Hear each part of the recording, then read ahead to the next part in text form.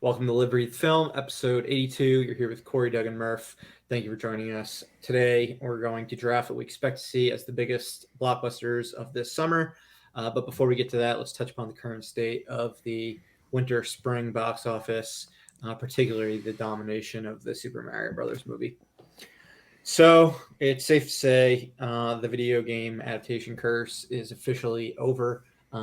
We now have what is going to be the biggest or second biggest animated film of all time domestically, $1 billion movie worldwide. I don't know how high it's going to ultimately go worldwide. Hasn't even opened in Japan yet. In the Super Mario Brothers.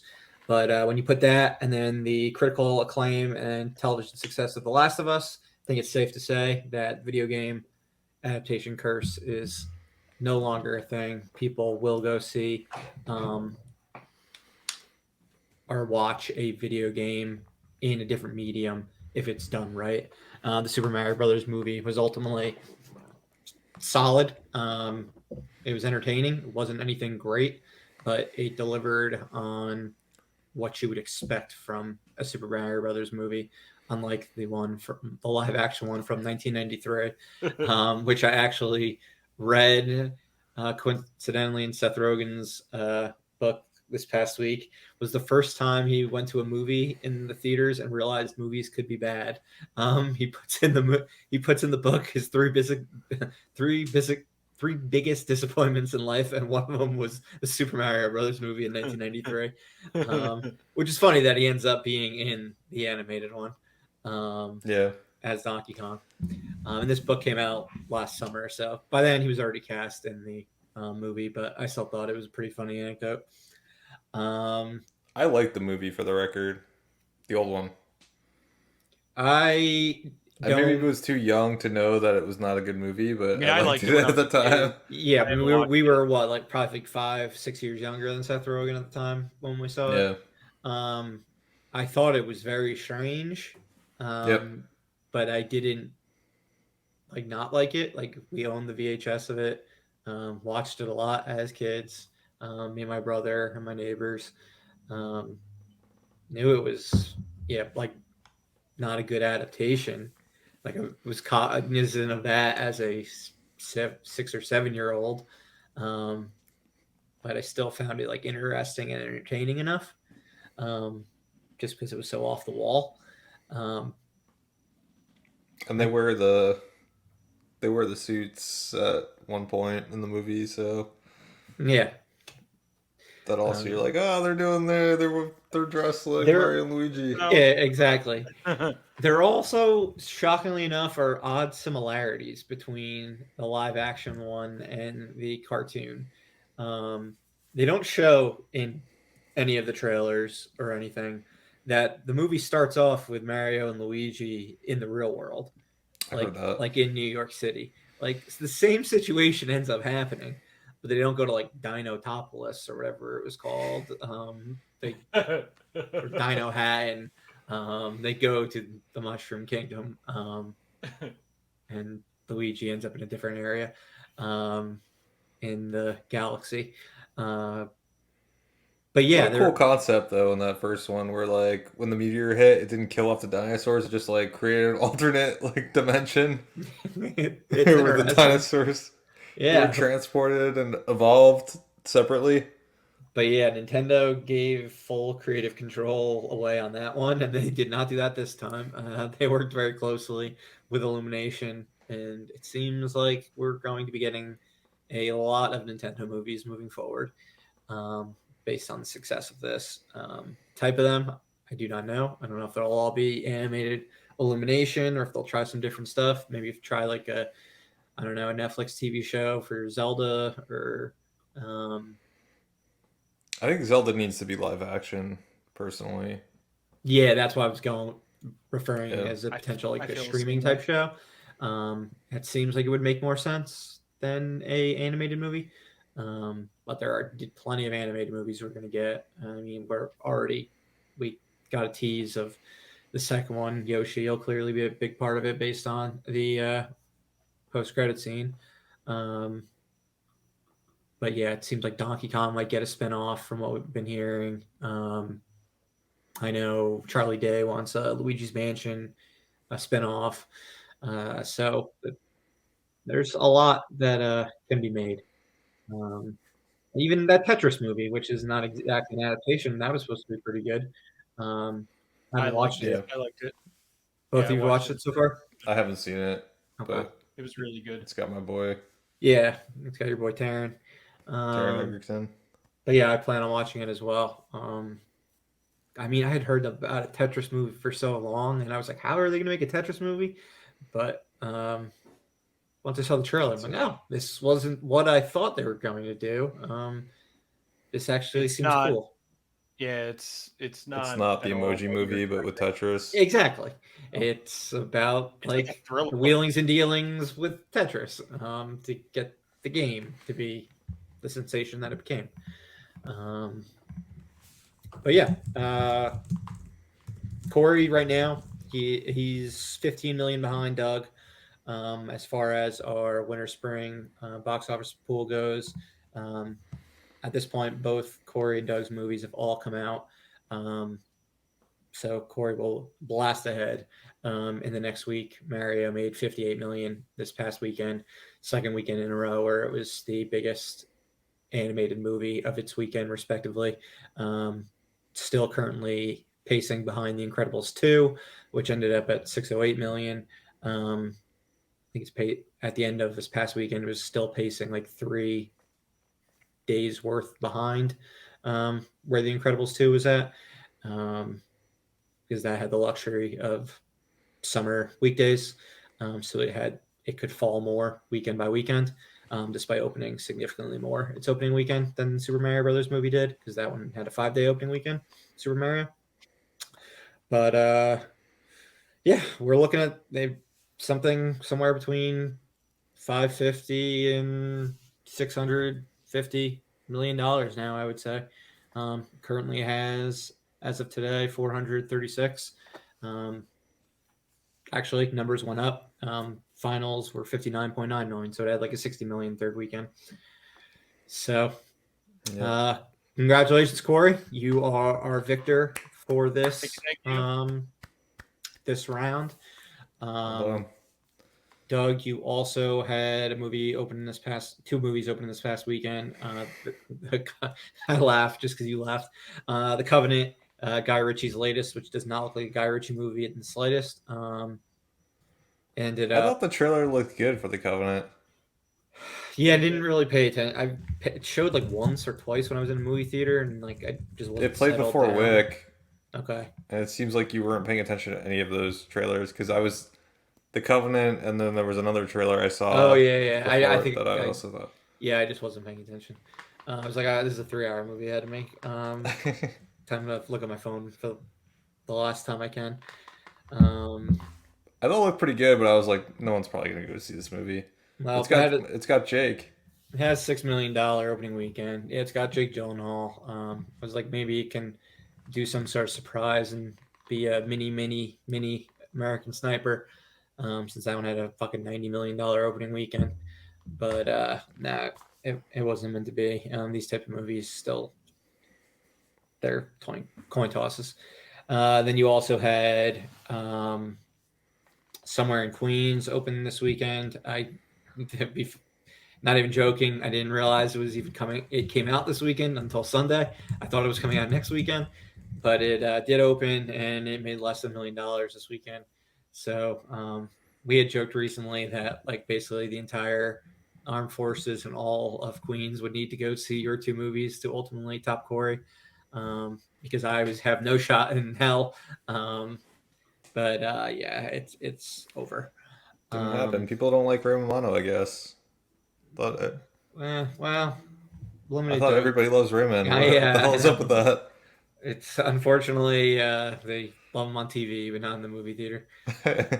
Um, as far as Corey, you also had Bo Was Afraid open this past weekend, which we did see in IMAX. Um, Corey, you're a big Ari Aster guy. I am not. I was of the mind that Midsommar was very overrated Hereditary, I definitely liked a bit more. Didn't really understand it as much. I would probably need a second viewing, but I respected the craft. But I guess you could talk about your thoughts on Beau is Afraid, and then I'll share mine. Um, How do you think it stacked up against his other two? Because this was not a horror movie, or like his past two. uh, I don't know. I obviously don't know how I'm gonna feel upon repeat viewings, but as of right now, it's very strong. I enjoyed the experience a lot. It was insane. Um, the performances were really strong. I really liked, and we talked about this briefly, Murph, but it had like the tense moments from like his other movies. It wasn't really a horror movie, but it had like comedic moments which worked really well, and uh, that was something that I wasn't expecting to really enjoy. But I thought that was really balanced. You know, the comedic moments were just they hit almost every single one. I think I laughed where I should have, and it kept a really good pace throughout as well. Um, I'm interested to see like where it falls for me because I do like all of his movies. So I want to see it again already. It's been like sticking in the back of my mind. I've been thinking about it a lot. Yeah. So The interesting you mentioned the pacing. His original cut was 3.5, and A24 had him cut it down to 3. He said he's ultimately like happy with the cut that was made, but don't be surprised if you get a director's cut in the future, similar to Midsommar, which what ended up turning it into a 3-hour movie from a 2.5 it was or yeah, it was a little 240 bit. to a 3 hour, something like that. Yeah, it was a I little didn't even know bit there was either a a little. director's cut. Yeah, director's cut's really Was it good for good? that movie. Yeah, Yeah. I heard the What did director's cut's better. it's better. what did they like? What just It expands on more of the stuff before they go to Sweden. okay? Because that There's a part is lot of pretty like quick. They like kind of breeze through with the like at home stuff, yeah. and There's a then lot next of thing you know like they're it's a lot of little moments like extended scenes and stuff like that. probably sets up the payoff at the end better. Hmm. That's what I'm guessing. Yeah, I liked it. It wasn't much longer. I think it may be a half hour longer, if that. Um, yeah, but going back to the pacing of Beau's Afraid, I liked it like by far the most of his 3 movies. Um, the length was the only thing I have an objection to. I think it should have been a little bit shorter, probably 230 to 245. I would say would be more would have been more tolerable. Like there's one section of the movie where I think it gets a little too like overindulgent, I guess you could say. Um, but yeah, the comedic moments landed for me. I mean, it has one moment that's like one of the funniest moments, like in a film, definitely in a film this year. And the maybe like one of the funniest scenes in a movie, like since post pandemic. Like our theater was fucking dying. Hmm. Um, so that wasn't something I was expecting from the film. I didn't know what to expect from the film. It's weird as hell, um, but all the performances all around are incredible. Um, I couldn't exactly tell you what the movie was fully about or anything. Yeah. I've been reading like theories and things after the fact. Um, and It, what people think about the characters and who's right, who's wrong, and all these sorts of things. It was so odd and unique and weird in a way that connected with me. similar to like something like Amsterdam. Like that was something that like was critically like panned in the fall, but it just like hit my like funny bone. It was like the type of humor that I connect with, which I get that the majority of people don't. Most people are not going to like Beau is Afraid. Most people are going to hate Beau is Afraid. But a certain segment of the population are going to think it's genius. And it wouldn't surprise me if far down the line, people who are shitting on it now, critics that are shitting on it, which isn't a crazy amount. I think it's got 70 something on Rotten Tomatoes. I think we'll probably look back down in the future and reevaluate it. Um, it seems like the type of film that would happen. I thinking about our audience, like the audience when we saw it. I think two people left. I'm pretty sure two people. I'm pretty sure a couple left. Maybe an hour into the film, but otherwise everyone seemed to be enjoying it. Yeah, like people were laughing. They were like, the gasps, like they were into it, which I thought was that was not what I was expecting for like a movie from him. Yeah, I mean, as of box office wise, it's gonna be like it is not gonna make its money back. They had a 3 million weekend after expanding to 900 some theaters. Doesn't seem like he was expecting it to make money. No, I think he thought A24 were out of their minds, giving him the 40 million or whatever that it costs to make. But A24 wants to be in the Ari Aster business. I mean, he's somebody that like generates conversations. It'll make money somewhere. The film community. It's going to have a long life down the line with home video and things like that. I'm sure there'll be a Criterion collection of it at some point. But yeah, I know the movie was stacked heavily in certain theaters. Like of the 3 million it made, it was like select blocks of theaters made the majority of its money. Wouldn't shock me if Garden State Plaza was one of those theaters. Sometimes you get a list of what like the 10 highest grossing theaters of a movie is for a weekend. I didn't find one yet for this one, but it wouldn't surprise me at all. The fact that it had an IMAX showing, 2 IMAX showings at each night, and there was a good amount of people in the audience. Yeah, I think our area of the country is what will connect with this film versus the majority. I don't think people down in Florida are going to see Beau is Afraid. But Doug, I think you'll hate it, but I'll be interested to see what you think when you eventually get to it at some point. Weird doesn't necessarily bother me though. Yeah, I'm not quite convinced that he'll hate it. I'm leaning more towards he will, but I don't know. This movie is such a unique experience. I don't know. It's just like I actually don't mind weird or can be intrigued by weird. It's whether or not it annoys me, I guess. It's whimsical in like a weird way. Like, and just fantastical. Yeah, I'll see it at some point. I've seen all of his movies. I don't even know how to explain. I would just call it absurd. Yeah. What do they say? It's an odyssey, like an odyssey to get to his mother. Mom's house, yeah. Yeah, but yeah, it's unexplainable. So report back when you see it, Doug. As for myself, killing it in third place. With a solid like 250 million behind second place.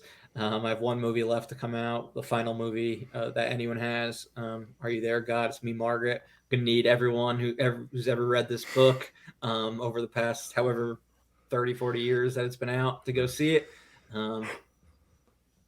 You probably the next like Avatar. I needed to make $400 million probably because Mario's going to make another $100 million. So yeah, that's not happening. I did have Evil Dead Rise open this past weekend to a solid 24.5 million. I fucking love this film. right now. It's my second favorite movie of the year. Um, by far my favorite of the Evil Dead movies. It's just a super crowd pleaser. They were so smart. Um, the David Zaslav like putting this in theaters versus having it come out on um, HBO Max because this was the type of movie where you literally had people like talking like during the movie, like don't do that, don't do that. It was a fun experience. Um, People were talking during yes, the movie. Is it yeah, just because Evil Dead's like a goofy movie? not like chatting to one another during No, the like movie. screaming at the screen, Yeah, like "Don't do it!" um, because the movie is fucking balls to the wall insane. Um, I said after the movie, changing the setting from the cabin in the woods to like a dilapidated LA apartment building did wonders for it. It just felt more unique, um, and it took or spare. What's the phrase I'm looking for? Uh, it wasn't afraid to. I guess it wasn't afraid to offend. Like went it got dark and like with a movie that has a lot of kids in it, um didn't give a fuck. Like all bets are off. um so yeah, even if you're not a fan of the franchise, because to be honest, I'm not a huge fan of the franchise, um I think you would potentially dig this one. um Hmm. and fans of the franchise are seemingly loving it as well, and it's critically acclaimed, significantly more than the most recent one, which was the one I liked most prior to this one. Um, but Corey, you saw it as well. You're a big, similar to Ari Aster, you're a big Evil Dead fan. These are two areas where we kind of disagree on film. Um, but where did you say you had this one land for you? Third or fourth in the series? Uh, yeah, because I still like the original Evil Dead the most, and then I would say 2013, and then this. But I think those could flip flop. I think Rise could jump to two.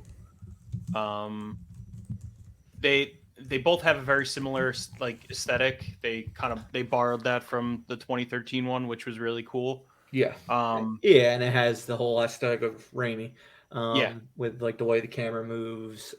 Has some of the. It has very little of the. Well, it's got a ton of the gore that the Raimi films had, Mhm. but more in like the intense version of the 2013 one. But it also does have some like ridiculous like comedic violence to it. One particular scene, which I think you know the one I'm talking about. Um, it stood out. I'm like, oh man, that's classic fucking Sam Raimi right there. Mhm. Um, but for the most part, it had the intensity of, I guess, the first Evil Dead and Evil Dead 2013. But it felt most spiritually like 2013 just because it's only been a decade apart and we've only evolved so much in what we can do on a practical effects level in comparison to the early 80s on a shoestring budget, with what Raimi worked with. Yeah. It it's motivating me now to go back and finally finish Ash vs. Evil Dead. Um because it does, if you like the Evil Dead movies, it has enough in it that, kind of gets like your nostalgia going. But it's not like And you'd say overbearing. the vibe of Ash versus Evil Dead, what would you say that one is most similar to? Um My guess would be Evil Dead 2 yeah. or Army of Darkness. No, probably Evil Dead 2 because Okay. it's not hammy like Army of Darkness. So I'd probably enjoy it because Evil Dead 2 is my favorite of the original trilogy. It has it's a good balance of the comedy and then like the crazy horror. Okay. Um and it's paced really well. I feel like the episodes are like a half hour long, and The first season was like super strong, and I've heard it just continues to get better. Cast is awesome. I think you would enjoy it. Yeah, 3 got too zany for me. Um, 2 is like the perfect middle ground between like the intensity of the first one and the Hmm. absurdity of the third one. Um, And the show's cool because it picks up with Ash when he's older, like, he doesn't give a fuck anymore, and the book comes back into, existence, and yeah, that whole thing. So it's fun. It's kind nice. of fish out of water too. I think you said it's gonna be on VOD in a few weeks, right? May 9th, yeah. May 9th. And for anyone who's interested in seeing Scream 6, that's on Paramount Plus tomorrow or today, Ooh. Hmm. um, along with VOD. So Doug, I know that was one you're not a Scream guy, but you did enjoy the fifth one. So I'd be interested to see what you think of this one. Other than the killer being super obvious Of on the fifth one. On the fifth Yeah, one, I yeah, didn't yeah. like Yeah. how Okay, I was like, who's got the it, killer? got it. Well, there's two killers, so you had to guess the other one. Um, but yeah, I'll be interested to see what you think of 6. That was one that I saw a second time, and my opinion of it went up on it the second viewing. I would put it right on par with the fifth one.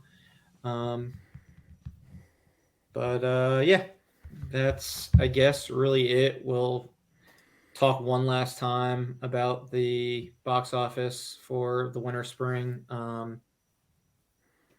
in our next episode after this final film comes out for me, and we see where Mario ultimately ends up.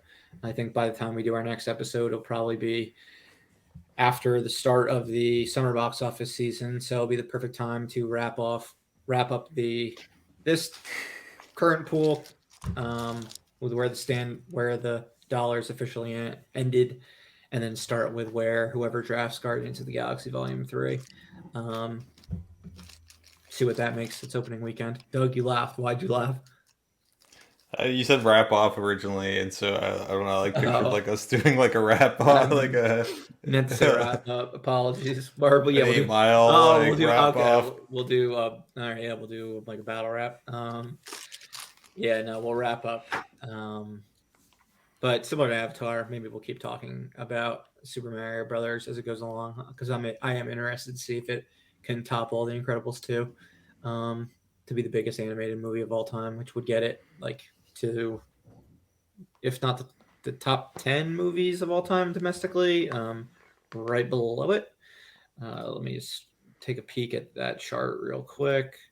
Incredibles 2 is number 13 currently with 608. To make the top 10, it would need to hit 653. That's what Jurassic World is at. Hmm. So if that were to be the case, it would need to make another 200 and about $220 million. But based on how little it's dropping each week, only dropped 35% this past week. It's going to have a minuscule drop this coming week as well. Probably make 40 million. Who knows how high it can go? There's no other animated film until Spider-Verse in June, so we shall see. It's Spider Verse doesn't seem like competition to me to Mario either. Because it's not Spider Verse isn't geared towards like the young kids like Mario could capture. Yeah, Mario definitely gears younger, but all ages are seeing Mario. Like it's Yeah, hitting the nostalgia of like anyone who's been playing these games since the 80s. Um, but yes, Spider-Man definitely skews younger, and I mean, in general, Spider-Man's been around longer, so you have nostalgia even from older audiences. Despite the fact that Miles Morales is a fairly recent character introduced to Marvel Comics, you still have all the other various Spider people in the film. But let's segue. No more bullshit. Let's just get into our summer box office draft 2023 edition. I realized I wrote in my Google Doc 2024 predictions. So let's see how this goes based on the clumsiness of the title alone. All right. So here's what we got. All movies opening between first weekend of May and Labor Day weekend. So that kicks off with Guardians of the Galaxy Volume 3 and ends with the weekend that The Equalizer 3 comes out. So 2 trilogies are starting and ending this summer. $25 buy-in per usual between the 3 of us, where the winner gets a AMC gift card. Turns out to be a $50 AMC gift card. 24 picks are in this total. Each of us will be getting 8 movies. There are 0 stipulations involved in this one. Similar to the spring, every movie is on equal playing ground, as we do not foresee a situation similar to the past where we knew that Avatar 2 and Wakanda Forever were going to make so much more than anything else that it wouldn't be fair for whoever gets the 3rd pick in the draft. Or another example would be when we didn't put a stipulation for Spider-Man No Way Home when we should have, and that essentially got me a win just by being the only movie that mattered. Also, we've done in the past when movies can stop making money or limited releases, when those count and don't count, we're done with that. As long as movies are still making money, the pool goes on. And as long as it opens in any sort of release by Labor Day weekend, it counts. We've been kind of going by that rule lately, and I think it's been working out. But the draft order for today is with the number 1 pick, it is myself. With the number 2 pick, it is Corey. And with the number 3 pick, it is Doug. It is a snake draft, so it wraps around. So me, Corey, Doug, Corey, me, Corey, Doug, etc., etc. Starts with me, ends with me. We'll go through the films that appeared to be coming out in release and had names and decent-sized studios behind them. If something ends up making the top 24 that is not listed on here, I'd be shocked. But here's what we're dealing with. Some of the films are self-explanatory in that they're franchise films, so we won't dive into them. But for others that are originals, we'll talk a little bit about. So here's what we got as far as eligible films. I think we got like 40 eligible films this time. We finally have like a solid group of films where this should be a super competitive pool.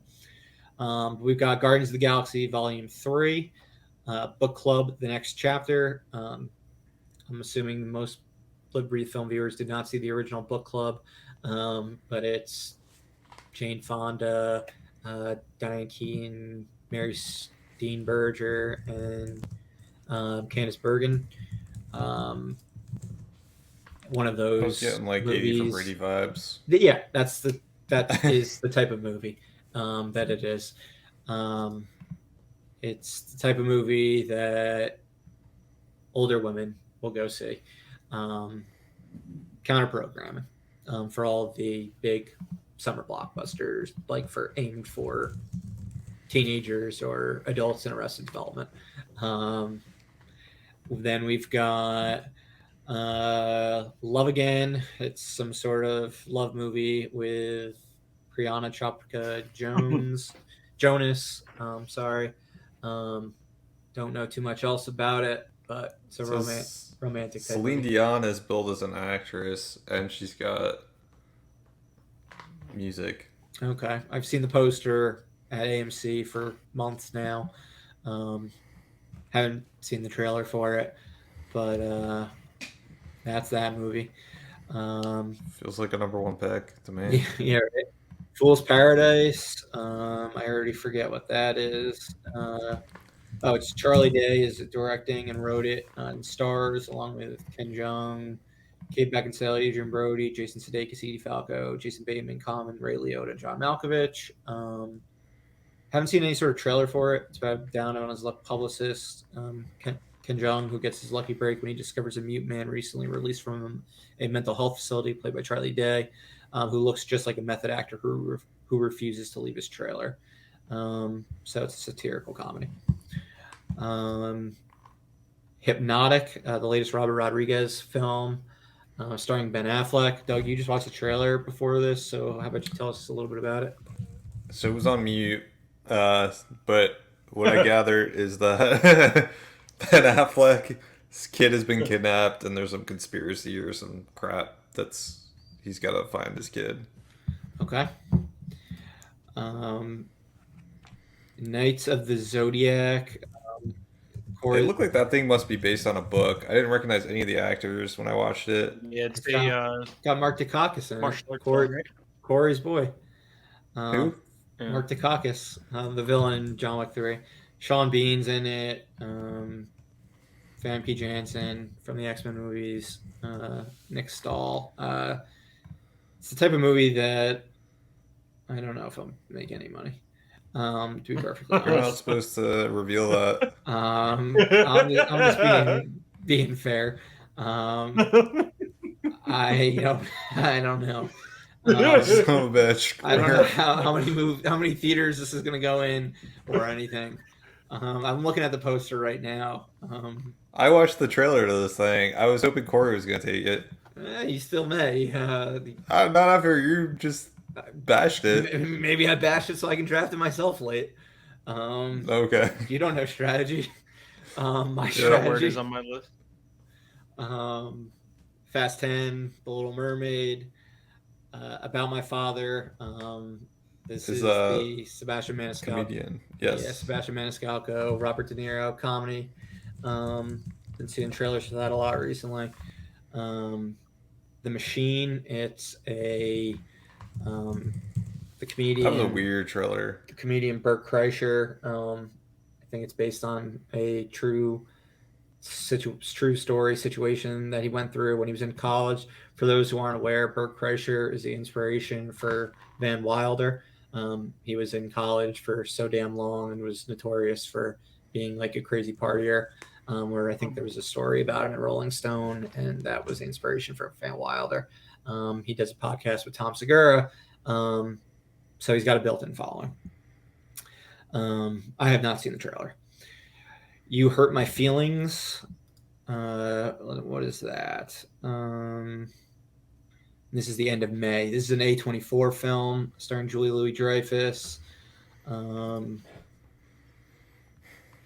It's a comedy drama. A24 kind of says it all. It'll be quality. Yeah. If it's very good, it'll make money. If it's not too divisive, it'll make money. But if if it's polarizing, it'll max out with 10 million. I do not know, but I think it was pretty well received at the Sundance Film Festival. Right now, it has a 96 on Rotten Tomatoes. All right, going into June, Spider-Man Across the Spider-Verse, The Boogeyman, an adaptation of Stephen King's short. Transformers: Rise of the Beasts, Strays. This is a kind of like Homeward Bound-ish. Yeah, an R-rated Homeward Bound, where Will Ferrell is the voice of the main dog who wants to return home to bite his owner's dick off for leaving him as a stray. Jamie Foxx, another one of the voices in the film. Yeah, R-rated comedy with CGI animals. The Flash. Elemental, the latest from Pixar. Asteroid City, the latest from Wes Anderson. It looks like the most Wes Anderson movie of all time. The Blackening, a horror comedy from the director of Barbershop. I believe it's the director of Barbershop. From Story. Yeah, Barbershop, the original Fantastic Four movies, the Ride Along movies, Um, yeah, it's a horror comedy. It follows an all-black group of friends who encounter a killer while staying at a cabin in the woods. Um, and I believe he's killing them in their order of how how black they are. Um, so it's got a funny premise to it. Could be a sleeper hit. Um, No Hard Feelings, an R-rated comedy starring Jennifer Lawrence, something we've never seen from her. Um, it's from the directors of Good Boys, so similar tone to that. Looks like the type of comedy we got a lot of in the 2000s and early 2010s, late 90s. Um, The images look funny. I kind of wish I saw this trailer instead of that stupid The Nights to trailer is Zodiac good. trailer. yeah, we've been seeing the Red Band trailer in theaters, and um, It's good. it looks funny. Um, and then we've got Indiana Jones and the Dial of Destiny, Rudy Gilman, Teenage Kraken. That is the latest DreamWorks animation film. Yep. Harold and the Purple Crayon. That is an adaptation of a It's like a children's book or 1955 something. children's book. It's a live action one starring Zachary Levi, uh, Little Rel Howard, Zoe Deschanel. So that wraps up June. July, we have Insidious the Red Door, Joyride.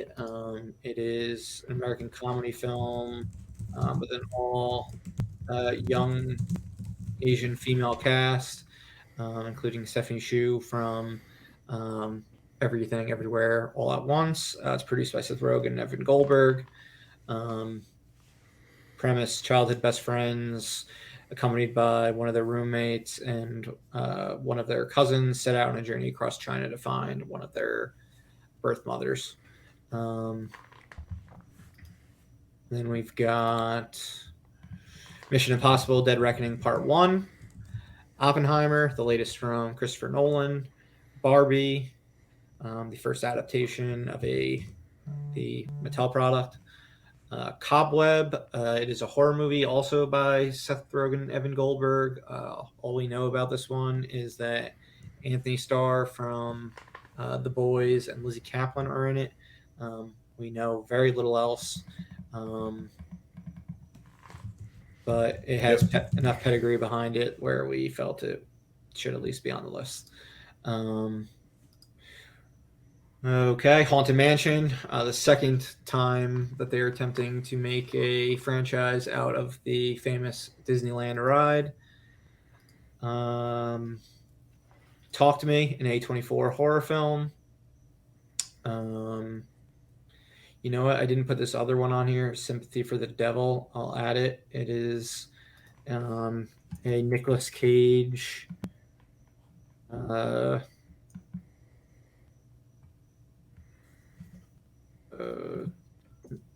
Nicolas Cage, Joel Kinnaman film, psychological horror film. It's one of those ones where I don't know much about it, but it is scheduled to be released on July 28th. So it comes out a week before that A24 horror movie to kick off August. Then we've got Teenage Mutant Ninja Turtles, Mutant Mayhem, Meg 2, The Trench, the sequel to the Jason Statham. What was it? Megalodon? What is Megalodon? The Megalodon shark type movie. Big shark. So yeah, Meg 2, The Trench, Gran Turismo. That's a PlayStation movie. They're like they made it based off the game. Yes, It's a racing game, and it's a real life story. It seems like it's like more of a Tetrisy type movie than a Mario Brothers type movie. Yes. So it's based on how Gran Turismo got started? No, it's like a racing. Like it's a. That was a Racing solid. game. That was solid. No, for both me and Doug. It is about like a Gran Turismo tournament, and Oh, I think the winner of a tournament got to compete and then become an actual race car driver. Um, so it's like Days got, of Thunder. I guess, never seen Days of Thunder, but David Harbour, Orlando Bloom are in it. Dijon Hanzu, Neil Blomkamp directed it. Um, David Harbour plays the teenage driver's trainer. Um, Orlando Bloom is a motorsport marketing executive. So it's all about the Gran Turismo Academy, um, which I think is, or Gran Turismo Academy. Yeah, Gran Turismo Academy. I guess that's a thing based that was created after the games. I'm not really sure. Um, Sounds a lot like the Top Gun Academy, where it's where they put the best racers, or yeah, I guess. they go to Gran Turismo Academy. Yeah. The Last Voyage of the Demeter. It's a Dracula movie. It's one chapter of the Dracula novel turned into a full length film. Um, Yeah, that look neat. it does look neat. Blue Beetle, which is a DC comic book film. White Bird, A Wonder Story. It is the sequel to the film Wonder with Owen Wilson and Julia Roberts, although they're not in it. It's kind of like a spinoff with like a side character. Um, Deals with the Holocaust. Helen Mirren's in it. I drafted it for the fall draft, and it didn't come out last year. Here's your chance to get it again. Exactly. We have an untitled film from the comedy troupe Please Don't Destroy. All we know about it is that they are looking for buried treasure. They are fucking gold on SNL. They're shorts. Judd Apatow is producing the film. Don't know anything else about it. The Hill. What is The Hill? I don't know, when I kept Googling The Hill, I The kept getting Hill stuff. is with Dennis Quaid. The film is based on the true story of Ricky Hill overcoming a physical handicap in order to become a Major League Baseball player. Okay, sports movie. Sports movie. They Listen. They Listen. It's like a horror movie, isn't it? Yep, another last horror movie of August. Stars John Cho and Catherine Waterston. It's Blumhouse. Directed by Chris Weitz, director of American Pie. Don't know anything else about it otherwise. And then Memorial Day weekend. Hold on. We might You have missed one? We might have a big change to this. Nope, we don't. I was worried Memorial Day weekend was one weekend later. Okay, it ends with The Equalizer 3. Were you gonna pull the Equalizer out? No, The Equalizer. Were we No, about to I was lose going. Denzel? I was potentially adding The Nun too. Which, Oh man, that would have been huge. which would have been big. But no, that will be the first movie eligible in our fall movie draft. And it would have included My Big Fat Greek Wedding 3 also. Oh wow. Yeah, so You guys would have had to rethink. we dodged your a picks, your first. bullet there with not having to add those two films. Yeah, those are the films eligible. I'm fucking nervous right now. I'm in the worst spot. As I thought about like how many movies are gonna go. Like I'm so screwed. Yeah, I mean, to give people a background, we've been having a lot of conversations about this draft. I think this is the most excited we are for any of them, because of the amount of movies that have the potential to make like a lot of money far along the line into the draft. Like narrowing it down to even just 24 movies for me was very, very tough. And there's probably, if I narrow 29 movies down originally, I would probably add a few more after just talking. That I would potentially get into like a top 24. So this is going to be tough. There's some movies that are just guaranteed hits. They're going to make a certain amount of money. Then there are others that have higher ceilings, but could also not do as well as these guaranteed hits. So we'll see what everyone does strategy wise, but I will go first. And I'm going to um, go with Dun, one dun, dun, that I dun. hope that Dun, dun, dun. that is correct. I'm going with one where I'm hoping it has a high ceiling. I'm going with Indiana Jones and the Dial of Destiny. Um, It's a great pick. Just because it's got like such a high potential ceiling. it it's got nostalgia. It's been 15 years since Crystal Skull disappointed. It looks much more in tone with 1 and 3, with the flashbacks dealing with Nazis. 1 and 3 are the biggest in the series.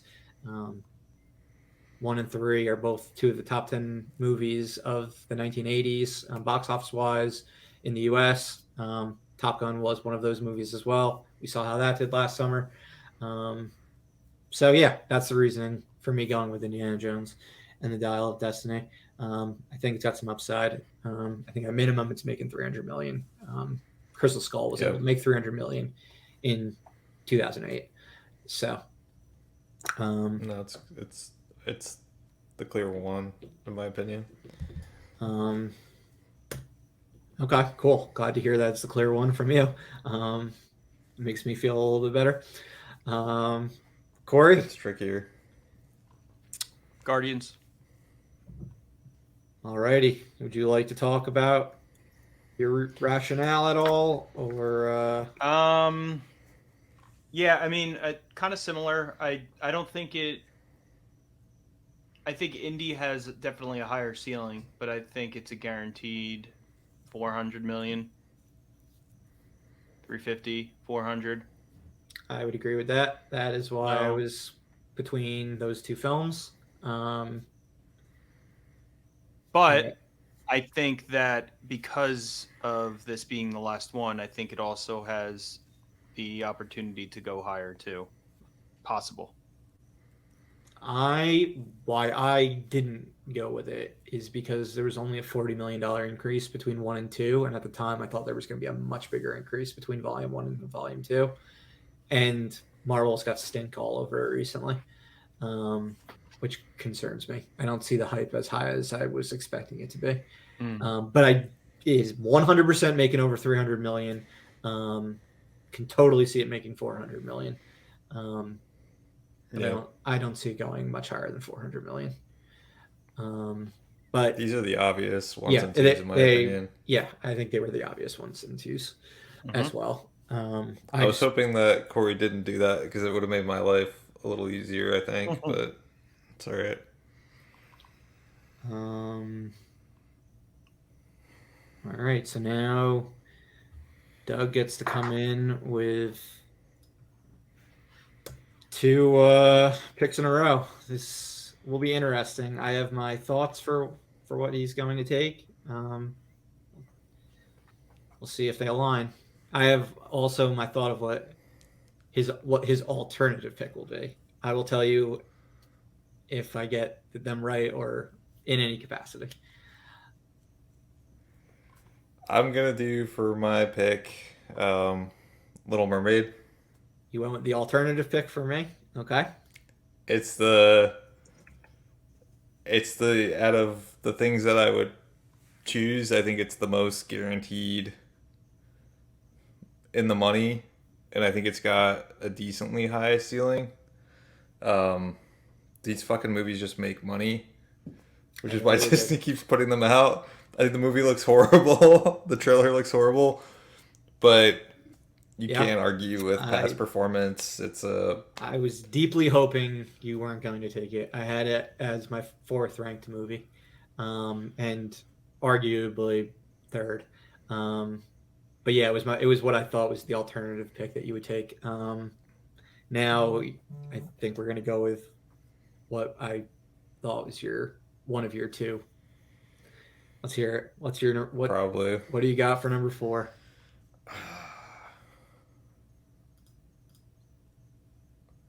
All right, this one's a tough one, and I guess I'll explain why. Because this is where I potentially just lose the entire thing. All right, let's hear it. I think I'm gonna go The Flash. Okay, that's what I thought. You were going to take it number three. I think it's yeah, I mean it's 3 and 4. I think it's the riskiest at this height because there's other movies that I think are guaranteed to bring in more money, but it's a high risk, high reward pick because it has the potential to bring in a lot of money. And I don't think anything else on the board has as high of a ceiling as this movie potentially does. Um, but it's super risky. I mean, DC has had a ton of bombs. We've had Shazam just underperformed, Black Adam underperformed significantly. So it's by no means a safe bet at this level. I'm kind of just hoping that all the positivity that we've been hearing is true, and that this movie is as good as everyone's saying it is. But CinemaCon happens tomorrow, and it's not. I've basically lost the entire Hey, draft. we know people. Test screenings are fucking highest DCU movie ever. Tom Cruise fucking cold called the director because he loved it so much when he saw the screening of it. It was my third pick. Um, and then Little Mermaid was four.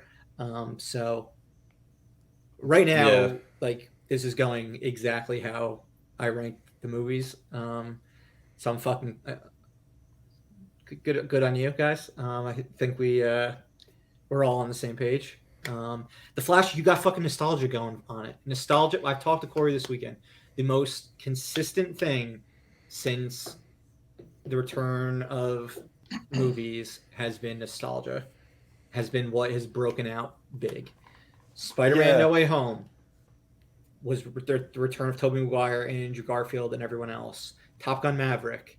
Um, there was another massive, well, Super Mario Brothers is nostalgia. Now you have Michael Keaton coming back for the Flash as Batman.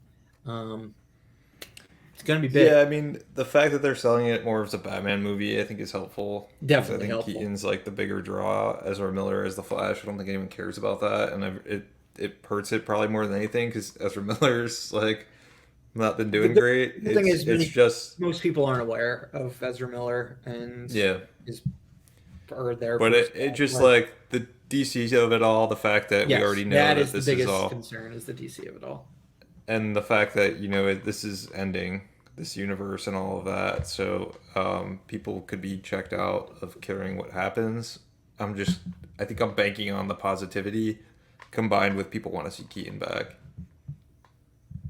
Yeah. So I had part of me even considered taking it at number one because Batman's being Indiana Jones the two times they've gone head to head in the summer. Um, that would have but been but ridiculous. ultimately it's not a Batman movie, which was Yeah, why I didn't do that. And because yeah, Shazam fucked me so goddamn hard in the spring that I couldn't take a DC film as the number one pick. yeah, Um, this isn't like yeah, Robert Pattinson's The Batman, where it was an obvious number one pick for me back in spring of uh, last year. But yeah, I all right. I think I think you got a fucking big hit in Little Mermaid, and The Flash has major upside. yeah. Um, That's what I'm banking on because God knows what's going to be left once you two are done with your picks. yeah, I don't know. Where are we going, Corey? Where are we heading? What am I working with? Going on a ride with family. Past 10. All right, all right, all right. We're going to Dom Taking Toretto's Tom Toretto. house. God damn it. I'm Um, worried about where that leaves Murph. my rationale again for this is, I believe, well, yeah, no, definitely. Fast 9 didn't make as much money, and I definitely because of the pandemic. I think Fast 8 was like around like 230 it made close to.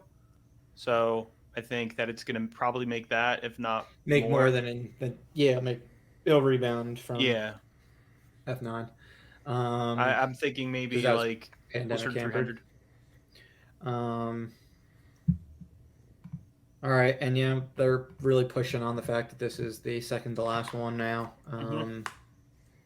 So okay. Um, yeah, I mean, Fast is a you're gonna make money no matter what. You don't have to worry about not making money. It's just about how high it can go. Um, alrighty, we are in my.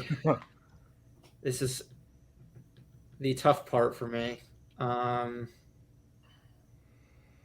there are four films that I see making money, making like good money. One is on, two of them are on the riskier side. Um, one of them I'm going to be, oh, fuck, man. Um, To me, there's two obvious ones, but maybe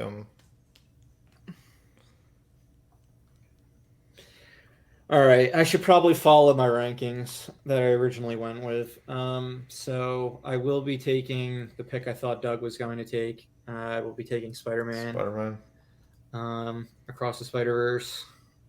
I think it's gonna do way better. Oh, sorry, I'll let you talk about it.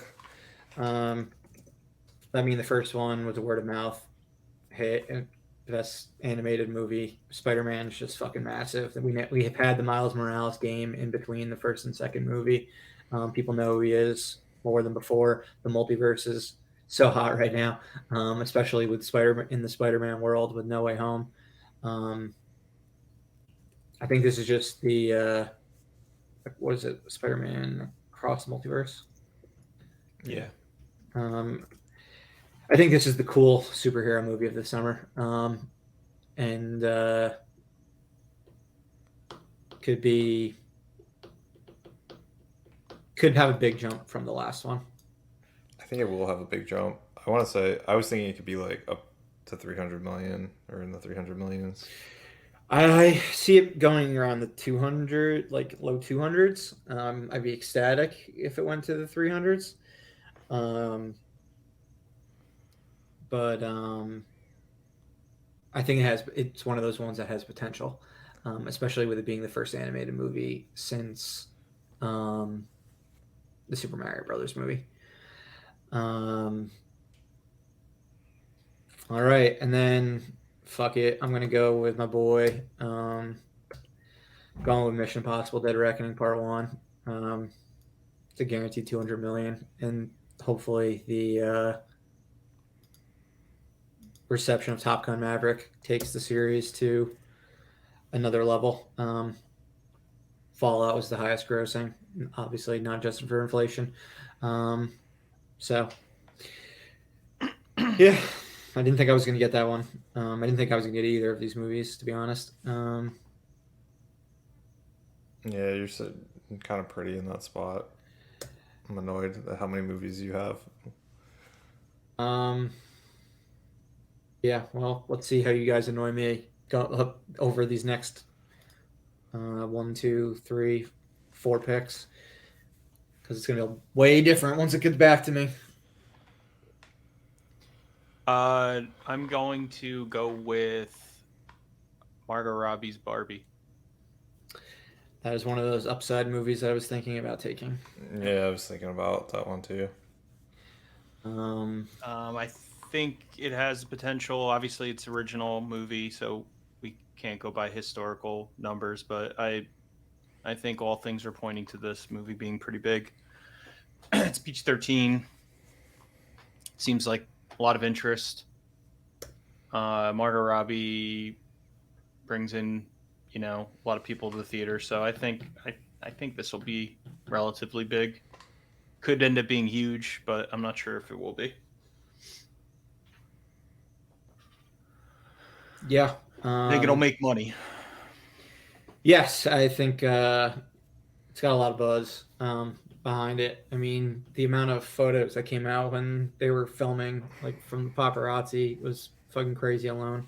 Mm-hmm. It's got an insane amount of talent behind the scenes, and Greta Gerwig and Noah Baumbach co-writing the script together, and Greta Gerwig directing. She's two for two with Lady Bird and Little Women. Um, and the cast is fucking stacked. All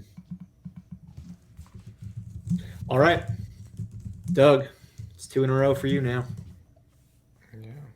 This is huge for you. These two, no pressure. The drop off is real. I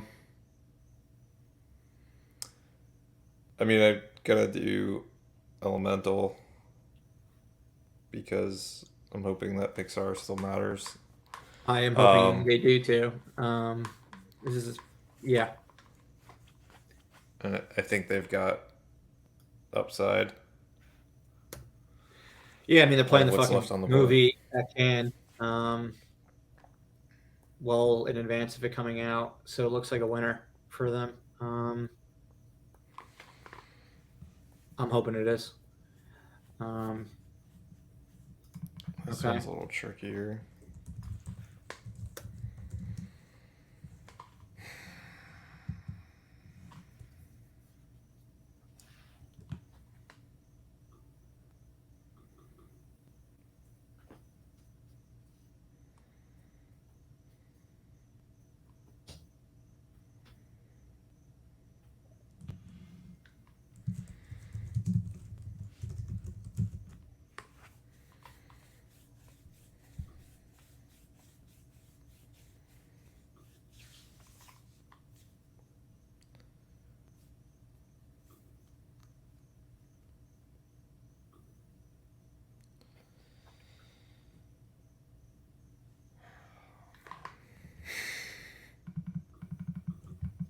Just look at something real quick. Take your time. We're only doing a podcast with no talking. I don't know why I You just guys went can into a talk. Boston accent. Boston accent. But yeah, no, this is big for you. Yeah, the drop off. I mean, we still have a lot of $100 million movies Mhm. I in the know, but tank. you guys are pulling in still a couple $100 million, so I've got to like see if I can one of these movies can squeak it out. That's kind of the challenge here.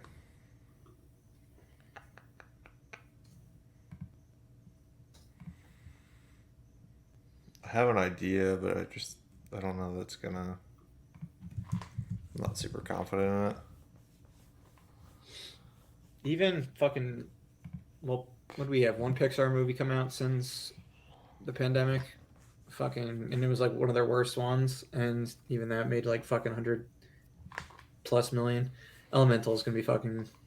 It should make like 200. Should go back to their usual 200+ range that they had, like around like the Coco money, Ratatouille money.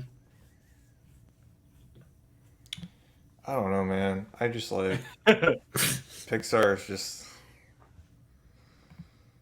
I would have preferred not to touch And that one. Iger's backing. I think it's gonna get a lot better promotion. They God, I would hope they so. really hurt their fucking brand, their animated brand, between COVID and now. But this should be the one that brings it back. And Disney's got that like Wish movie later this year, like the Wishing Star. That seems like something that would be a hit.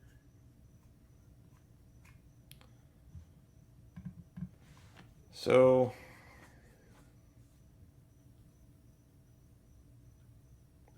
I'm gonna go Oppenheimer. God damn it! I really wanted Oppenheimer. I don't love it because I don't think it's gonna do. If I'm lucky, I think it'll hit 200 million. But it's the only thing that I trust on this list to be.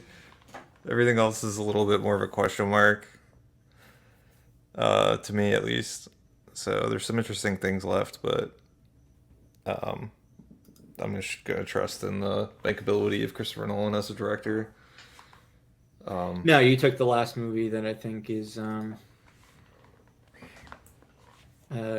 fucking guaranteed blockbuster. I'm not Yeah, I'm worried. Every other movie now, I'm not confident about. Yeah, there's some But still interesting stuff I was left. really But hoping that would have fell to me. all right, well, Um, you got all these awesome movies, so yeah, right. Your opinion, awesome movies. If they were so awesome, why couldn't you have taken one of them and left me the one I wanted? Yeah, Spider-Man would have been my. That was the one between that and the Flash. Spider-Man was the safer pick. Flash had the higher upside, I thought. I would agree with that. I thought you were going to go Flash and then Spider Verse Little Mermaid, with man. Little Mermaid as the steal, and then I was hoping Little Mermaid would have been my steal at number 6. Couldn't let. It was more defense because I couldn't let Little Mermaid fall to you. Yeah, yeah. I didn't think Corey was going to take Little Mermaid. Yeah, I didn't think so either. If it was there, this past go around, I probably would have taken it. Yeah, Murph would have snagged I it. would have gotten it by them. Yeah. To be honest, though, Corey, I thought you were going to take Mission Impossible with the number 5 pick. I put it in writing to Doug that you were going to take it in the second round. That would have been interesting because then I would have gotten Guardians and probably Little Mermaid, I guess. Yeah. I was. Well, no, I thought he was going to take it in the second round, not the second. Oh, okay. I didn't think it was going to fall down to me. Similar, I didn't think Top Gun was going to fall down to me last summer either. Not that I think Mission Impossible is going to do anything that Top Gun Yeah, does. it's not going to be Top Gun. It'll make like a third, best case half. It might get a little boost and it'll be in the. Yeah, I think it's going to be in like 250 above. What was Fallout? Like 230 something. So yeah, I think 250 something. 250, 260. It'll get a nice little boost. If they talk about the hype of it being the beginning of the end, the marketing, that could help. Yeah, and we've like, well, if someone needs to pull part 1 out of that title. What part 1 movies do all right? Sometimes. Yeah. I don't know. I'm not a big fan of the part 1 in the title unless you're. No, I'm just not a fan of part 1 in the title. I think you just saw it as a complete movie. That's fair. But part 1 seemed to work or making 2-part finales have seemingly worked for plenty of franchises. 2-part finales have worked, but I mean, you could just do the Dune and the It strategy where you just don't market it as a 2-parter and then just be like, surprise! Yeah, you fucking fleece people at the end. Disappoint them by not giving them a real ending. Yeah, that's a risky move. Works for it because I mean it didn't need a sequel and it wouldn't have been a problem. Would not have worked. Dune, if they did not make a part 2, that'd be an infuriating situation based on how that movie ended. Hopefully, Mission Impossible doesn't end in a situation like that. But we will find out in July. You still thinking Corey? I'm assuming he is. And I haven't even thought remotely I had about... No, I'm good. I'm going to go with the Meg 2. The Meg 2, The Trench? Is that the title of it? Maybe. Yes. Meg 2, The Trench. So I assume you're banking off of the original box office being so high? And yes, that was the movie we were both alluding to and not saying by name earlier. I wasn't alluding to that one, but really? I figured that's what you were talking about. Oh, really? That one's been really high. That one's been on my list, but I didn't want to take it early. I haven't seen the original, but I know that the original made a good amount of money. Yeah, so, a fucking lot of money. Like 150 million, something like that. Yeah. Right? Domestic. So I think it's coming out at the end of August. I'm a little worried because of things coming out so close together. There's just a lot of shit coming out. So figured I'd add something at the end of the summer. Yeah, to be frank, we've hit the point where I'm not like comfortable with picks. I still feel like you have decent stuff left. By the time it's gonna get back to me again, it's gonna be I don't trash city. I don't like the movies. Um, at this point in time that I have to choose from. I'd rather be in a position where you're in, where you like don't have to think and can just sort of like take something. Um, There's movies on here that could make money still though. I guess. All right, well, should switch places because it sounds like we would have both been happier. Uh, mm, mm, mm, hmm. I'm interested in what that movie was that you were talking about previously. If it wasn't the one that Corey just drafted. Um, Give me a moment to. Just grab Cobweb, call it a day. Anthony Starr, man, he's bankable. He's got that hit show, The Boys. People are just gonna go out and want to support him and see that untitled movie that we don't know anything about. Or I guess it does have a title. Only titled movie. Yeah. Um. All right. Let's do it. DC, you're gonna fuck me again. I know it, but I'm doing Blue Beetle. Of course. How could Blue Beetle's gonna make like at least $100 million? Oh, really? Shazam fucking made 60 something. Yeah, but Um, people are more interested in Blue Beetle, I this is think. an HBO Max movie. I'm just doing it because it's the fucking first like Latino led superhero movie. Um, which makes it stand out, and it's a different DC original type of DC movie. It doesn't look like it's really a DCEU movie. Um, and I think it's 100 million plus. it's post Flash, so we'll see. All They right. thought good enough about it that they decided that they were not just going to release it on HBO Max and that they were going to put it in theaters. To me, that Yeah, says something. it also only meant 25 million for um, Magic Mike 3, and it only meant uh, 9 million for House Party. Um, but Evil Dead Rise made 23 million, 25 million this weekend, and I loved it. So Yeah, I hopefully think the it's. quality means actual money. I would have taken it if it fell to me.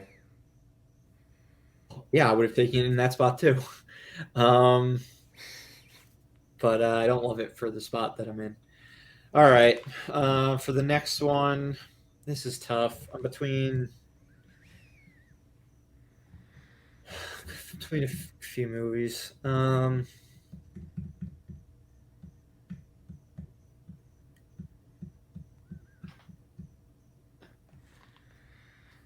There's a safer one. Do I want to go safe?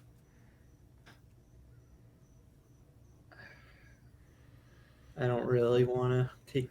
No, I don't really want to. I'll go what was originally higher on my list. I'll go with the Haunted Mansion. Yeah, I would have taken that if it fell to me too.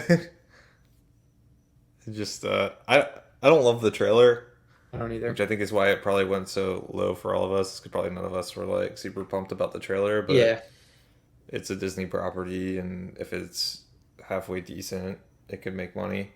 yeah, it's got a really good cast. It just needs a better trailer to come out. I mean, that was a teaser trailer to a degree. Um, I think there's a lot they didn't show. Um, don't love this round, to be honest. Um, I wish I got Oppenheimer. God damn it, Doug. If I had Oppenheimer as one of those two picks, I would have just like Yeah, you just like I keep would your have feet up been and call like, it a day. yeah, basically. All right, Corey, think if you gotta. Otherwise, Um, let us know what you got. God damn it, I forgot Corey still has to go. What you were gonna say something? I was just like, sweet, this is like my pick. And I just now realized that I'm gonna get even one less option. Sorry, Corey. I don't want to steal your thunder. What were you picking? um,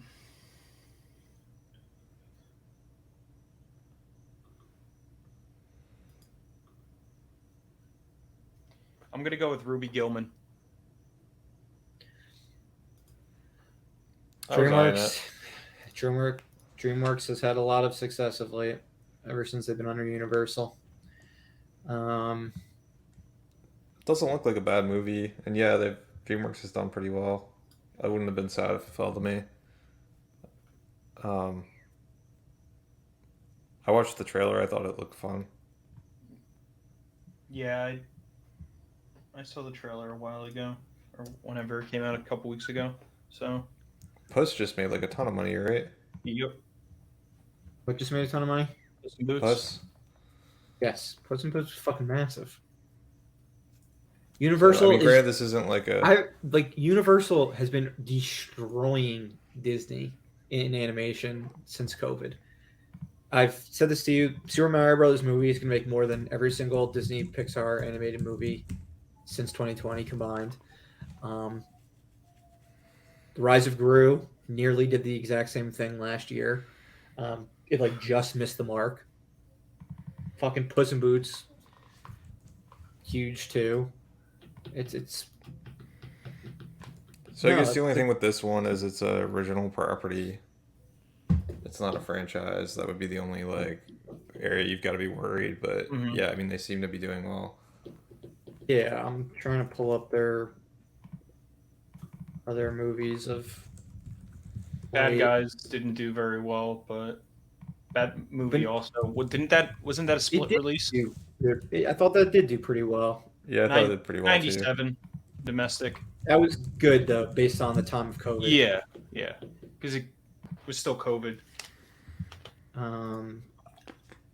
Like it made more than Encanto, and yeah, Encanto didn't do great, and it didn't catch on until like it was on streaming. Yeah, because the idiot fucking announced he was putting it on streaming on Christmas. Bob Chapek fucking sucked. He destroyed the Disney fucking animation brand and Pixar. Mm-hmm. Fuck that guy. But yeah, the Bad Guys, it legged out. Like it opened to 23 million. And ended up making 97 million. Fucking nearly, what was that, a four-time multiplier. Nearly 5. Mm-hmm. Almost 5. Yeah, the Croods was huge during the Croods 2 was huge during Trolls. Trolls was big during it. Not the theatrically, but it was like the first like major PVOD movie to come out during COVID, so it was huge for that. And then yeah, Puss in Boots opened at 12 million and made 182. Crazy. Yeah. All right. You're up, Murph. No, I'm not. Doug is. Oh, Doug, you're up. Yeah, you guys left me with trash. I'm gonna do Transformers. You sound like me. I was wondering how long that was gonna last. Yeah, I just couldn't do it. I gotta take it at this spot. I almost took it like. If it went to the next round, I totally would have taken it. I almost took it like 2 rounds ago. But it's like the only thing left that could make $100 million. It's a franchise on the decline. Like Bumblebee only made the money it did because it opened over the holidays and it looked semi different. This one looks exactly the same as like 4 and 5, and 5 And it's coming out fucking It's coming out a drop week before hard. Flash. Yeah. I mean, it's safe to say that it can make them $100 million. Um, Yeah, I mean, I just don't see anything else on the list that I would take over Transformers. I mean, there's another movie that I would take, but I'm going to no, take it in a Tran- second. But Transformers was where, like, at this point, where you just drafted it was the highest movie on my list. So Mm-hmm. It's a good I would have place taken to it pick it. as well. yeah, it wasn't ideal. I was hoping I would have rather had the DreamWorks movie, but it is what it is. And then I think I'm just going to do it, even though I'm not thrilled with it. Um, It's another one that I think maybe has some potential. That's like a it's like a dark horse movie. Is the Teenage Mutant Ninja Turtles? Okay. I can see it as a dark horse. It's the only thing on here that I think also has that level of potential that Transformers has. I don't know if it'll hit, Got the unique animation style. but it's got yeah. That's what I don't love about it. I'm not. I didn't get the vibe that it's gonna be for everybody, is not great for an animated movie. But it's a brand that people know. It's animated. If anything on this list could pull something out at this spot, to me it's that movie. I think after that, I mean, it gets. I mean, it's all risky at this point, It is all risky at this point.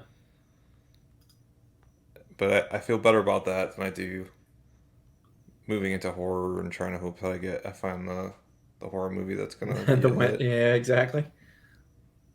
'Cause I get what you there's a mean. lot of them.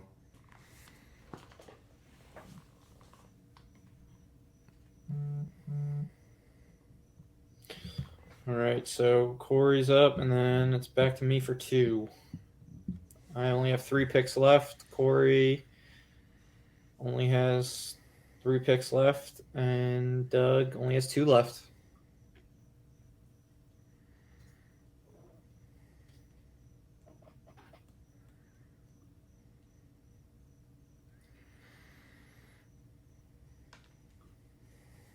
This draft did not go the way I was expecting at all.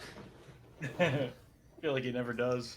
Yeah, because we got our wild card. Corey's been throwing you off. Actually, you've been throwing me off today. I think I've been pretty predictable with.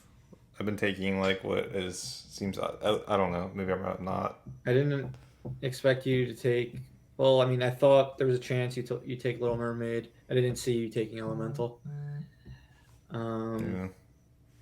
And I didn't want to. I didn't see you waffling on Oppenheimer the way you did. Yeah.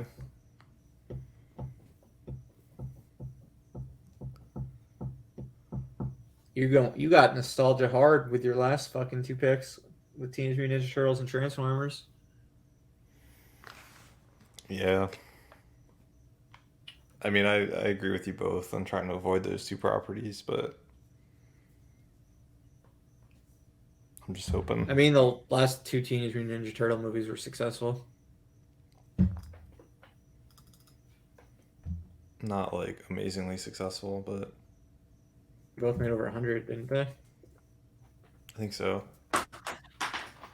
The 2014 one made 191 million. Which one was that? Was it animated or was it live action It though? was the first live action one, and Yeah, I don't count the live actions. the sequel to that one made 82 million. And that was a big drop. The animated movie from 2007 made 54 million. 2012, I think, made closer to 100, right? There was no 2012 movie. There was no 2012 Turtles movie? No. There was the 2014 live action movie. There Rovers? Oh, that's the TV show. That was 2012. So Yeah. There's only been why- one It's a animated. gamble. There's only been one animated Teenage Mutant Ninja Turtle movie so far, and it was a CGI one. It's very very different looking than this one. Yeah. All right, what do you got, Corey? So my next pick is going to be Insidious: The Red Door. I knew it was going to come from you at some point. It was just a matter of when. Insidious did pretty well, right? Yeah, the first one, they've all done like decent. The second one did the most. The second and the last one, which I thought was weird, but this one has a lot of hype behind it. It's a franchise. There's multiple.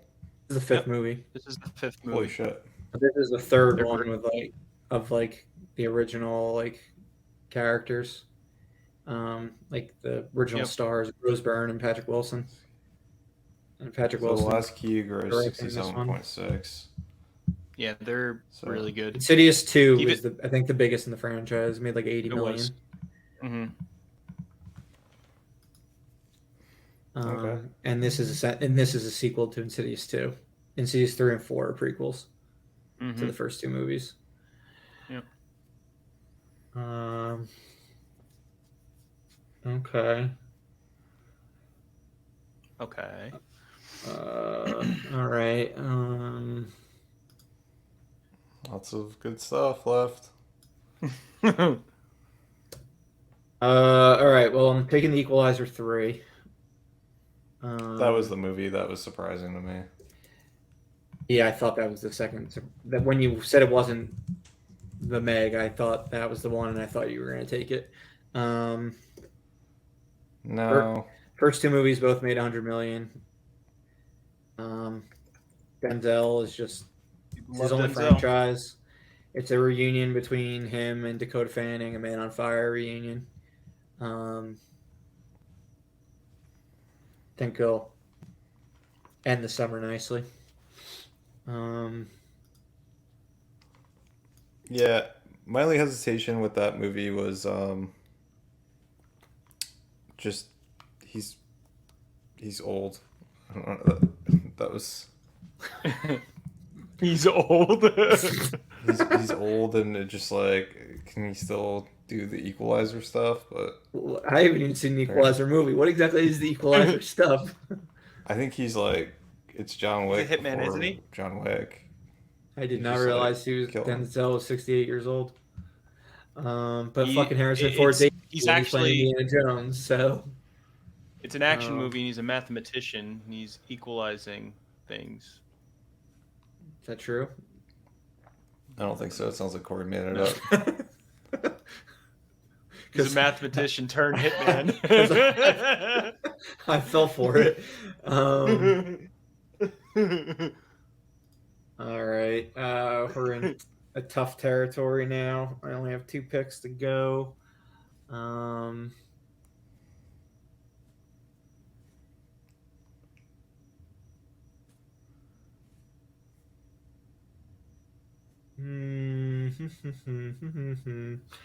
I don't like this pick. I wish I had 2 more like later.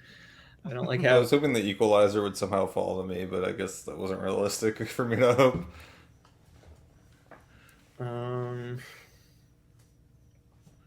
This is tough for me now because there's 2 picks left, but there's a lot of movies that I can like see like kind of working out. Mhm. Huh. Yeah, Um, I agree. Which fucking annoys me. That's why I'm almost. I'm gonna say this right now. I'm actually happy that I've only had single picks throughout this. It's made it a little bit more manageable, I think, because there's too many movies. Yeah, you lucky son of a bitch. There's too many movies. To go I've been on, stuck so with I these like can't- double picks.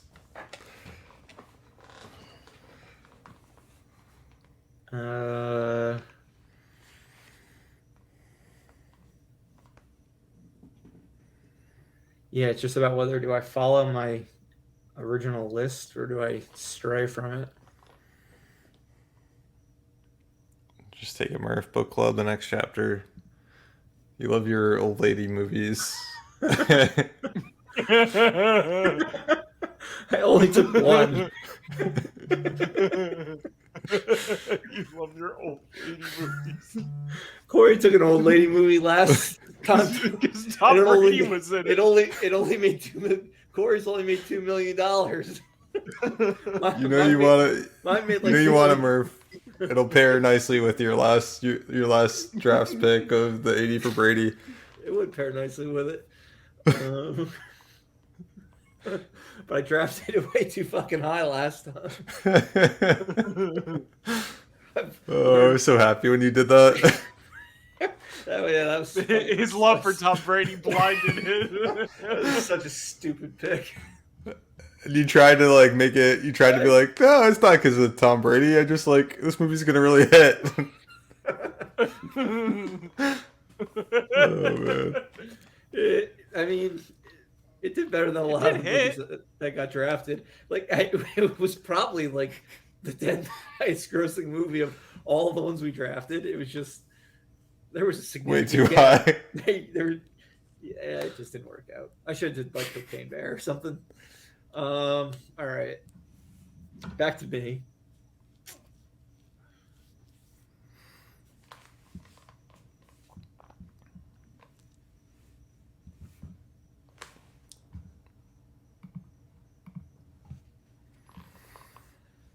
Oh man, it sucks. I don't like this. I don't like that I only have one pick after this. And you guys get to like draft a bunch of stuff in between. Which is how drafts work. I understand that, but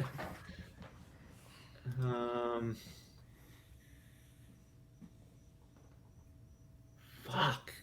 There are like 3 movies that I'm thinking of for this one.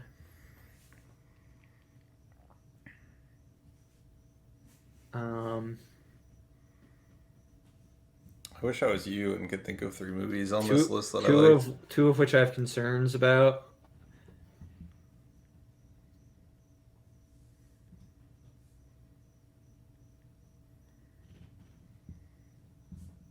One of which I don't.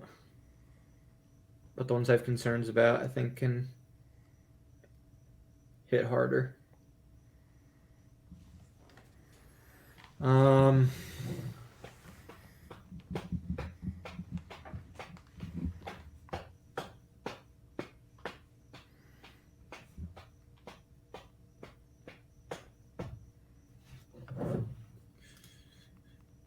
Give me a moment.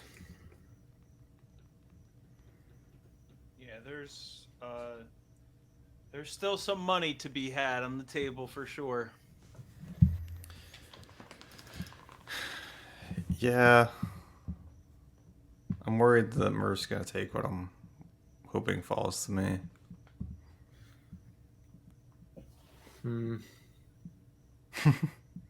Interesting.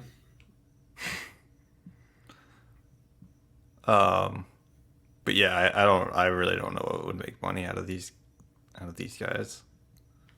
I feel like you would just be picking. Yeah. Oh, it's kind of a tough one.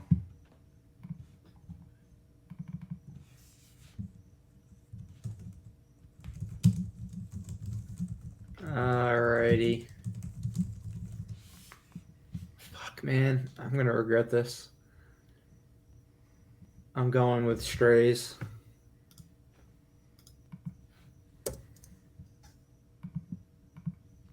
Okay. R-rated Homeward Bound. Got some laughs in the movie theater for the trailer. Okay. Yeah. I didn't see the trailer, so I can't judge how the movie is. It doesn't feel like a moneymaker to me, but I mean, it's kind of like Slim Pickens at this point, so I don't blame you for it. Yeah, I don't love comedies like in general anymore. I don't know. We'll see.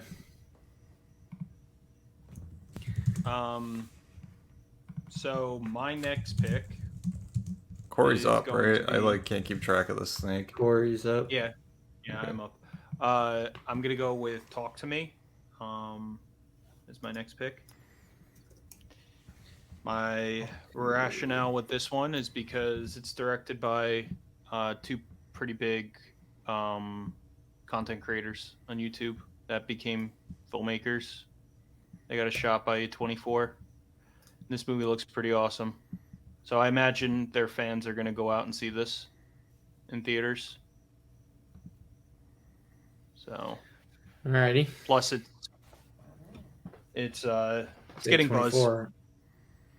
Yeah, it's supposed to be really good. It's getting a lot of buzz, and also because of their fan base, brothers and sisters who directed wrote it. Gotcha. So that's my next pick.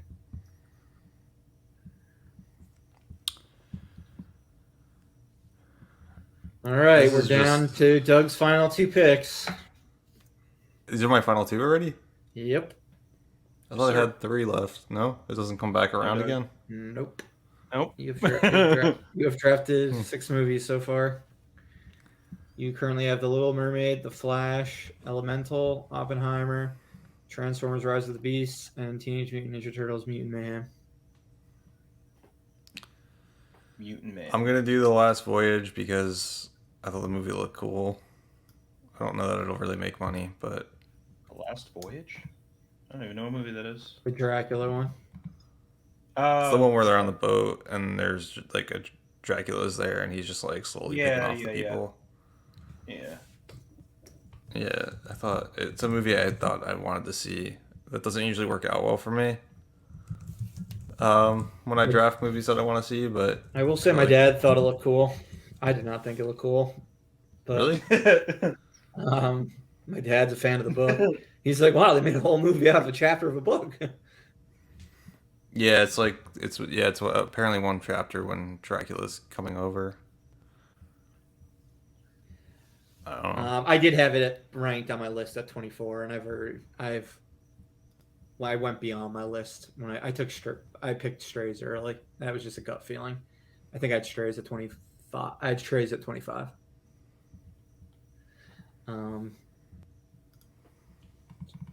So I probably could have gone back to me.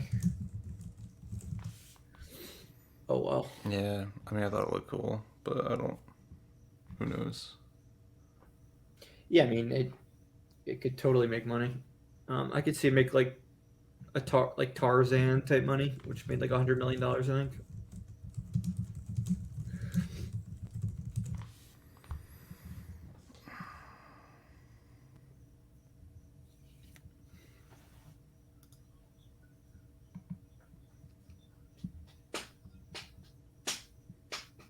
And this is your last pick.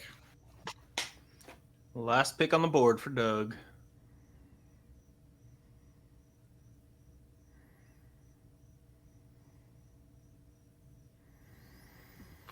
There really are like some potential like hits. Well, I'm gonna end up kicking myself for some of these. I know. For not taking some of them, you're saying? Yeah.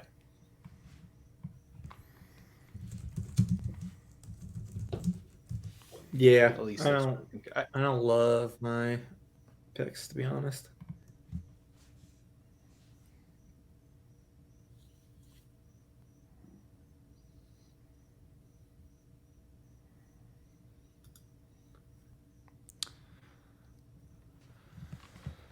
Oh God.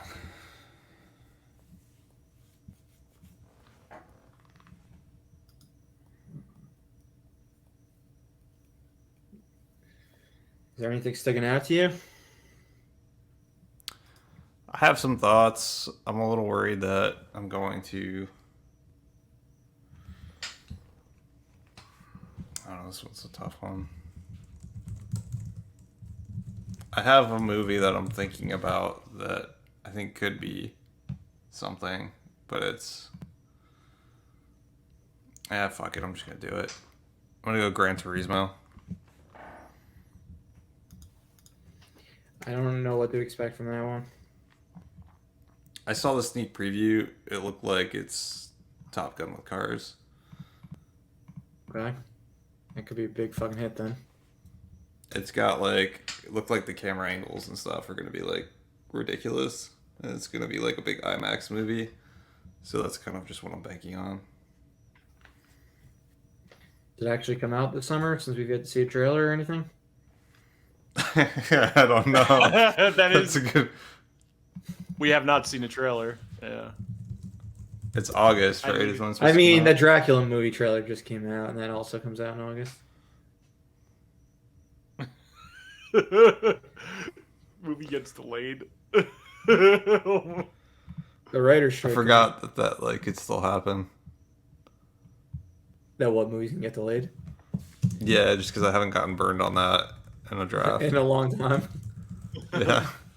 What were you gonna say about the writer's strike? I was gonna say the writer's strike could push some late summer movies to the fall if fall movies aren't ready. True. If there's a writer's strike, we'll find out in 5 days or 7 days.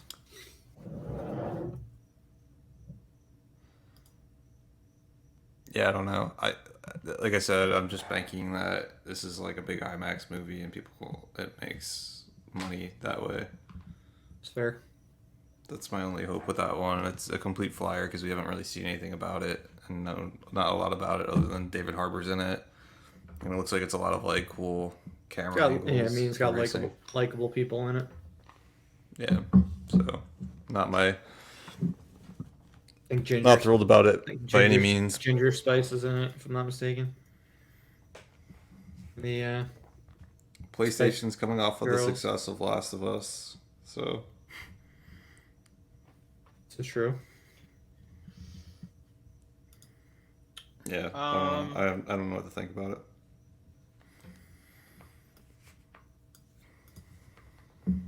All right. So my last pick is going to be the massive hit of the summer, book club. Ooh, Corey takes the boomers. Going all in on my gals. You went with Jane Fonda last draft. You're going with her again. We both went with Jane Fonda last quarter. But yes, you're Diane a much Keaton. more successful one than you did last time. Yeah, what did it make? 70 million. Comes out what, Mother's Day weekend? Should do well. All right, that leaves it with me. The two movies that I was thinking about before are still there. I was kind of hoping one of them would be taken, so I don't have to think. All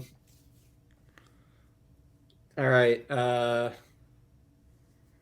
It's do I go comedy again, or do I go horror for the first time today, which I haven't done yet, and which is so fucking reliable. And comedy has been so goddamn not reliable for so long now. Fuck, man. All right, let me look at these release dates again.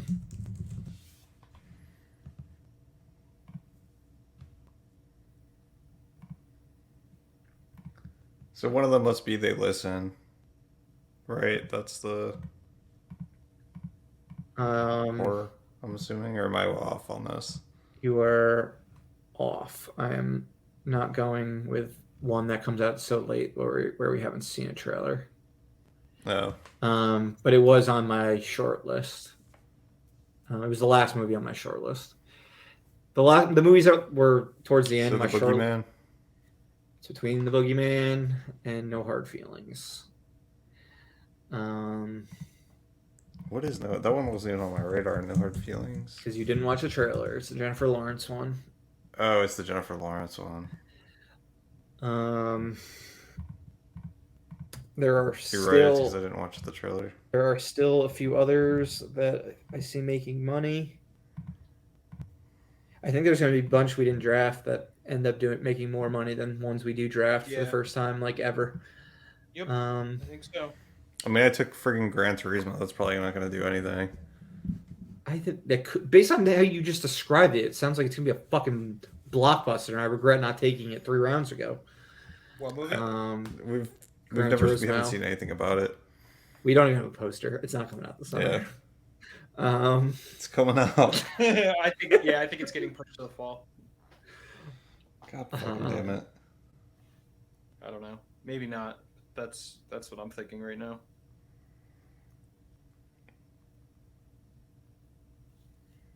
um,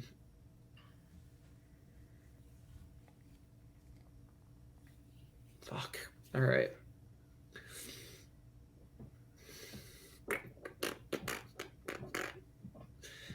Oh, you dumb bastard. All right. Fuck. Holy shit, Neil Blomkamp is directing Gran Turismo? Yes. Yeah, the Is that guy right? he hasn't had a hit in like 15 years. But if anyone's gonna, like... What This if is his anyone's comeback gonna, movie. If anyone's gonna do it, it's gonna be the guy who peaked on his first movie. back in like 2005 No. or 2007, whenever that movie came I think, out. like, he could use a non-sci-fi movie, so this could work out really well for him. If anyone could do it, it's the director of Chappie.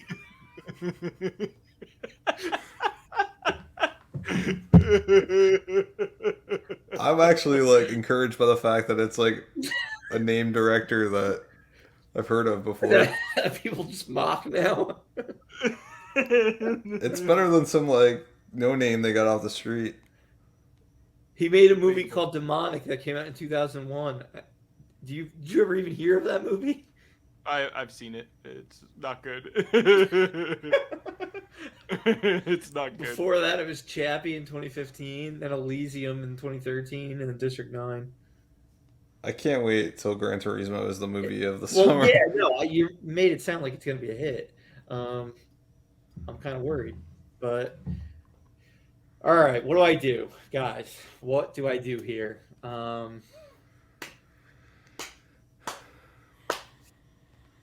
Fuck. Just take your guaranteed $50 million with the Wes Anderson movie and call it a day. I mean, it was It's not right. gonna- It was put as number 21 on my list. I don't think that movie's gonna make 50 million. I don't know. Wes Anderson's can usually movies can French make like Dispatch made Was- 50. nothing. But in it a was also- less like crowded summer, Asteroid City would have been a very safe pick at some point. I see it making 30 tops.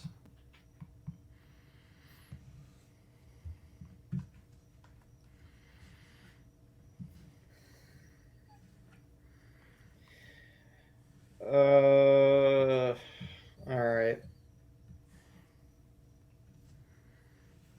I'm gonna swing for the fences. One of these fucking comedies have to be a hit.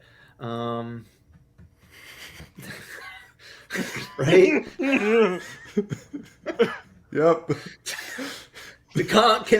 Can a comedy make you money anymore if it's not in like another type of movie? Like, do people not We like have- laugh anymore in a theater? For fuck's sake. We should review this when this is all said and done. Like our highlights when we're picking.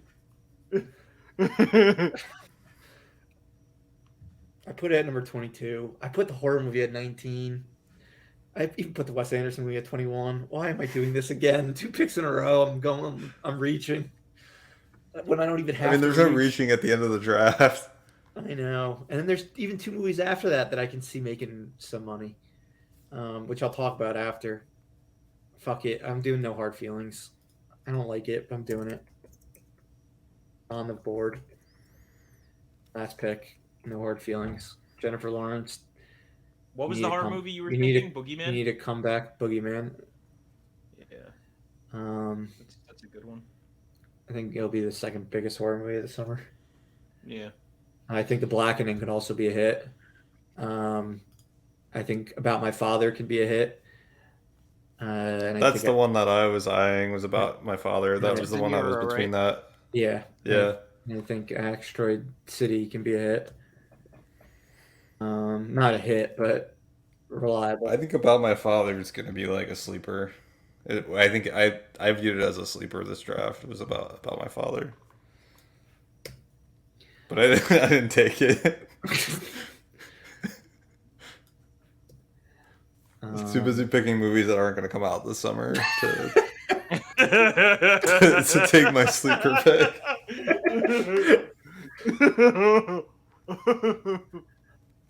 all right.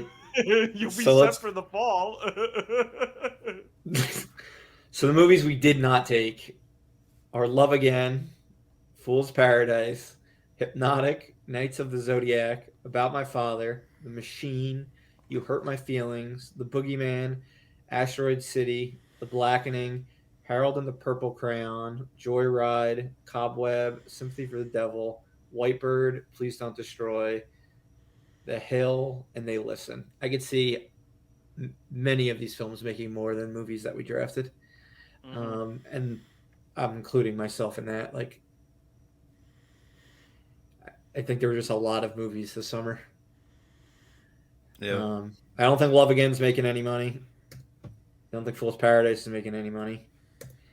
Knights Hypnotic of could. don't think Knights of Zodiac will. Haven't seen the Agreed. Hypnotic trailer, so I'm not removing it. I don't think The Machine will make any money. Agreed. I don't think You Hurt My Feelings will make any money. I don't even remember what that movie is. Neither do I. That's why I'm removing it. I don't think Harold and Uh, the Purple Crayon will either. I don't It's based on a think. book, but like, is it a popular children's book? Like huge? Something I that don't know. reverence? Zach Levi's stock just seems down. Once I found Yeah, out like he was the big part of it, I was like, eh. we don't Trevor, know. I don't know. Joyride, I think, could be a hit. Sympathy for the Devil, I think by me not initially adding it implied that I didn't think it was going to make any money. Mhm. Um, I already forgot what The Hill was. Yeah, I don't really remember what the hell it is either. Please Don't Destroy. Not convinced it's going to come out this summer. Yeah. Uh, Cobweb, I don't know either. Cobweb, I don't know either.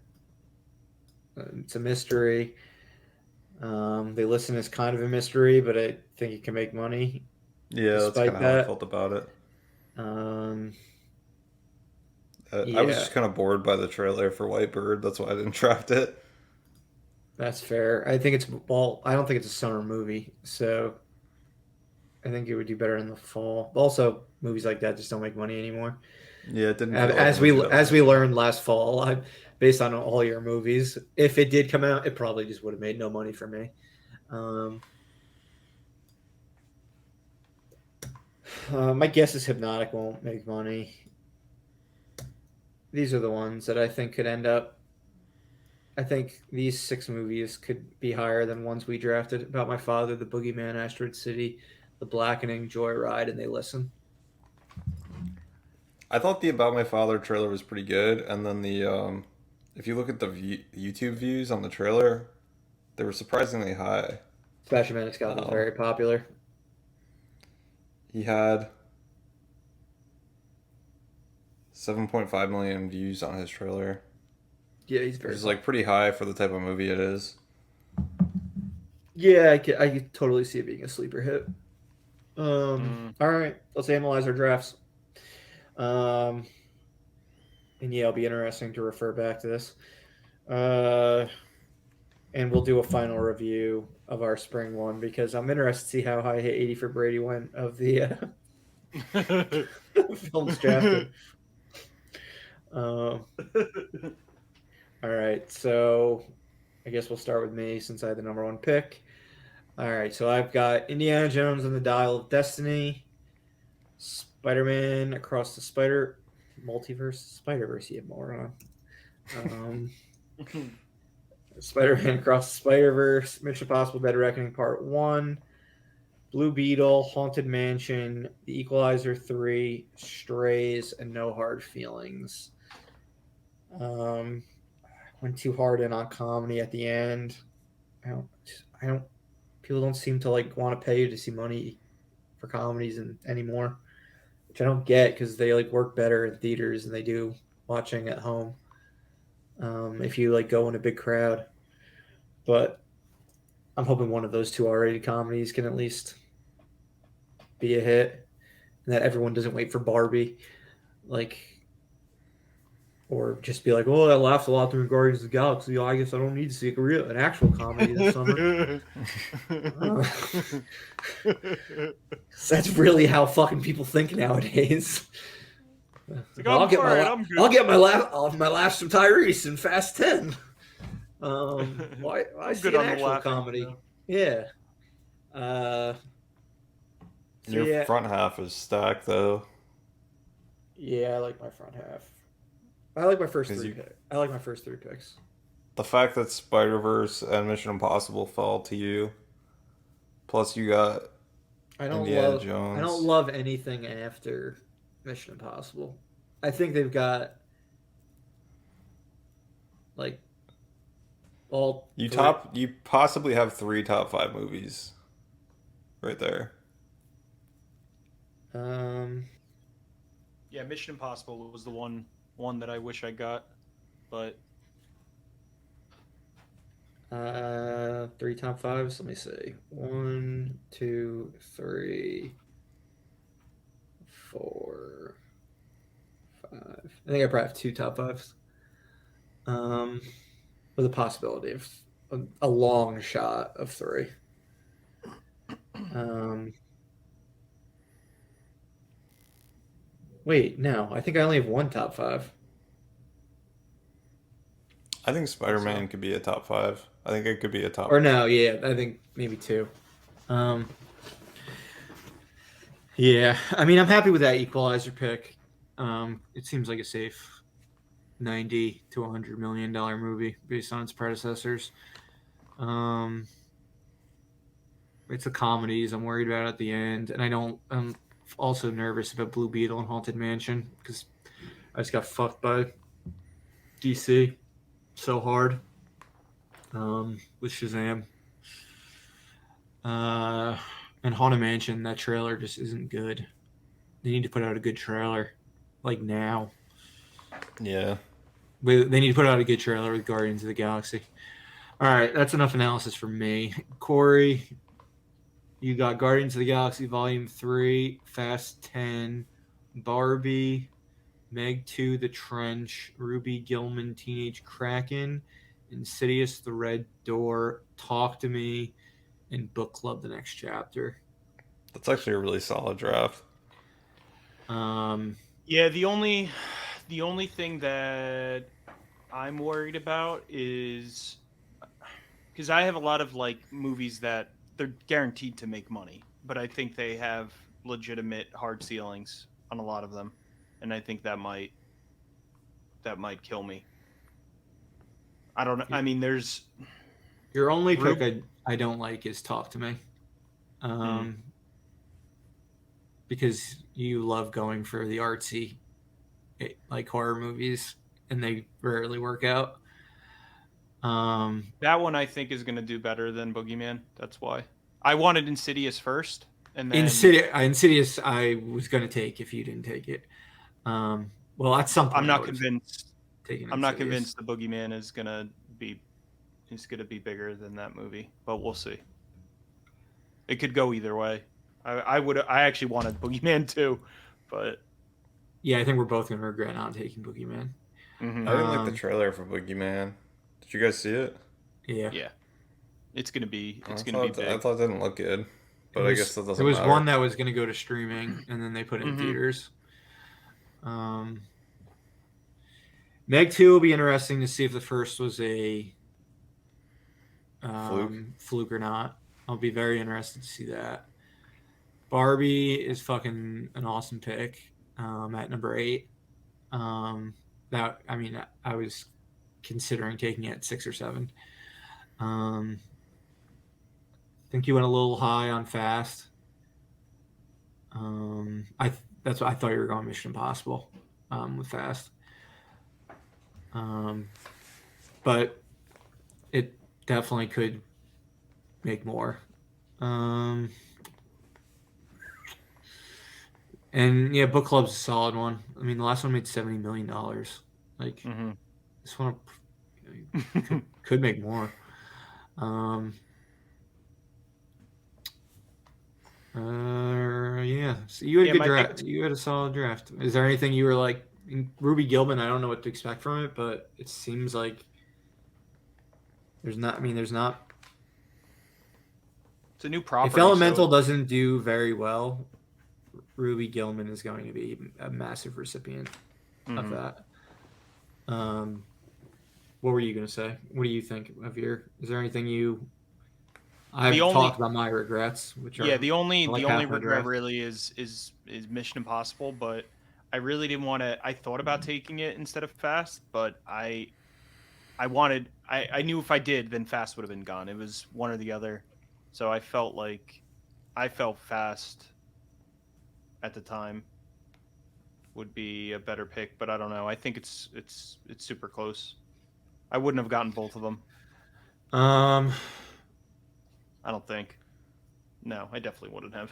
if you took Mission Impossible, yes, you would have. I would have taken Spider Verse and Oppenheimer. Yeah, but I then I thought. wouldn't have gotten Barbie. I think. No, you're right. You wouldn't have gotten Barbie. Yes, there's Yeah, always a trade off. yeah. Um, I'm pretty were comfortable you with gonna what I Corey? picked. Were you, if Doug didn't take Oppenheimer, were you gonna take Oppenheimer, or were you sticking with Meg too? No, I would have taken Oppenheimer. Okay, that Yeah. makes me less upset. That makes me less upset then.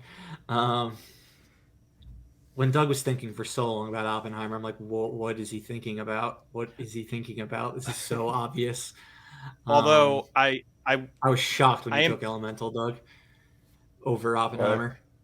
Huh? I uh, mean, they're back to back, so mhm. I know, but you didn't Oppenheimer's think about concerning to me Elemental, but you thought about Oppenheimer.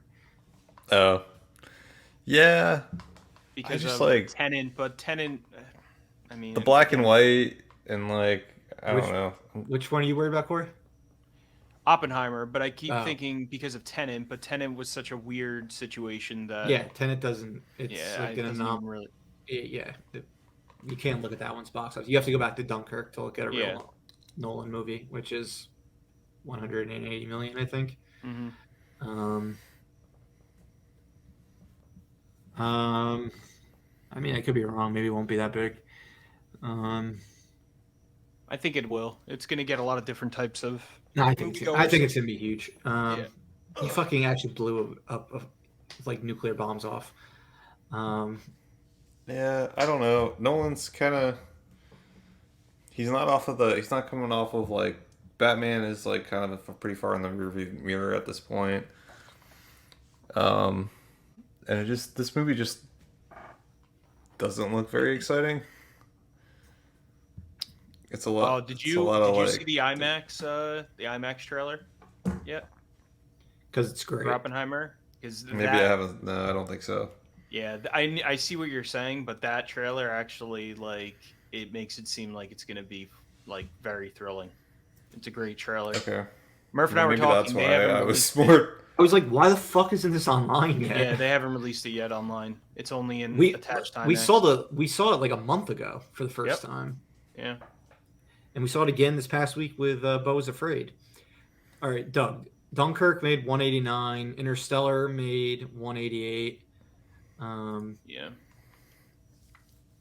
Interstellar though has got Matthew McConaughey and as a big space movie. Yeah, I don't think it's apples to apples, but Oppenheimer has like every white actor in the world. yeah, but White male actor, I should say. Um, the what's his face? Matt Damon, Robert Downey Jr., Rami Malek.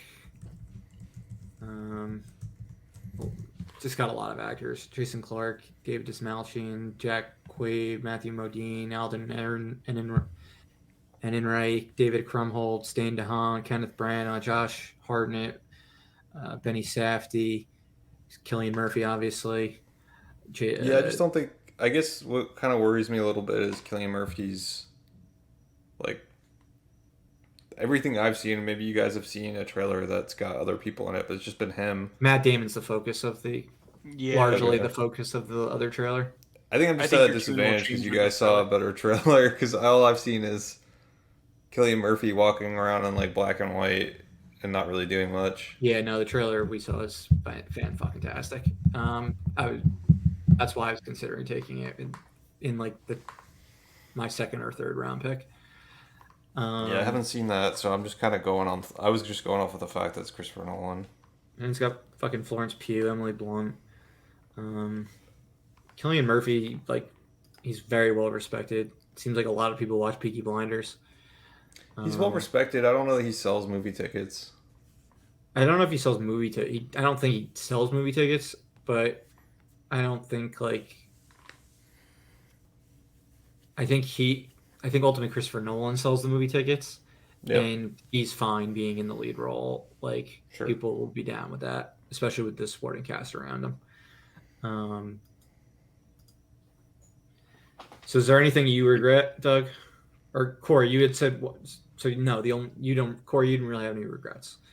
Now the only regret was Mission Impossible, but I think It would that have would have tinkered just with your screwed up. whole like Yeah, thing my moving vibe. forward. Yeah. Um,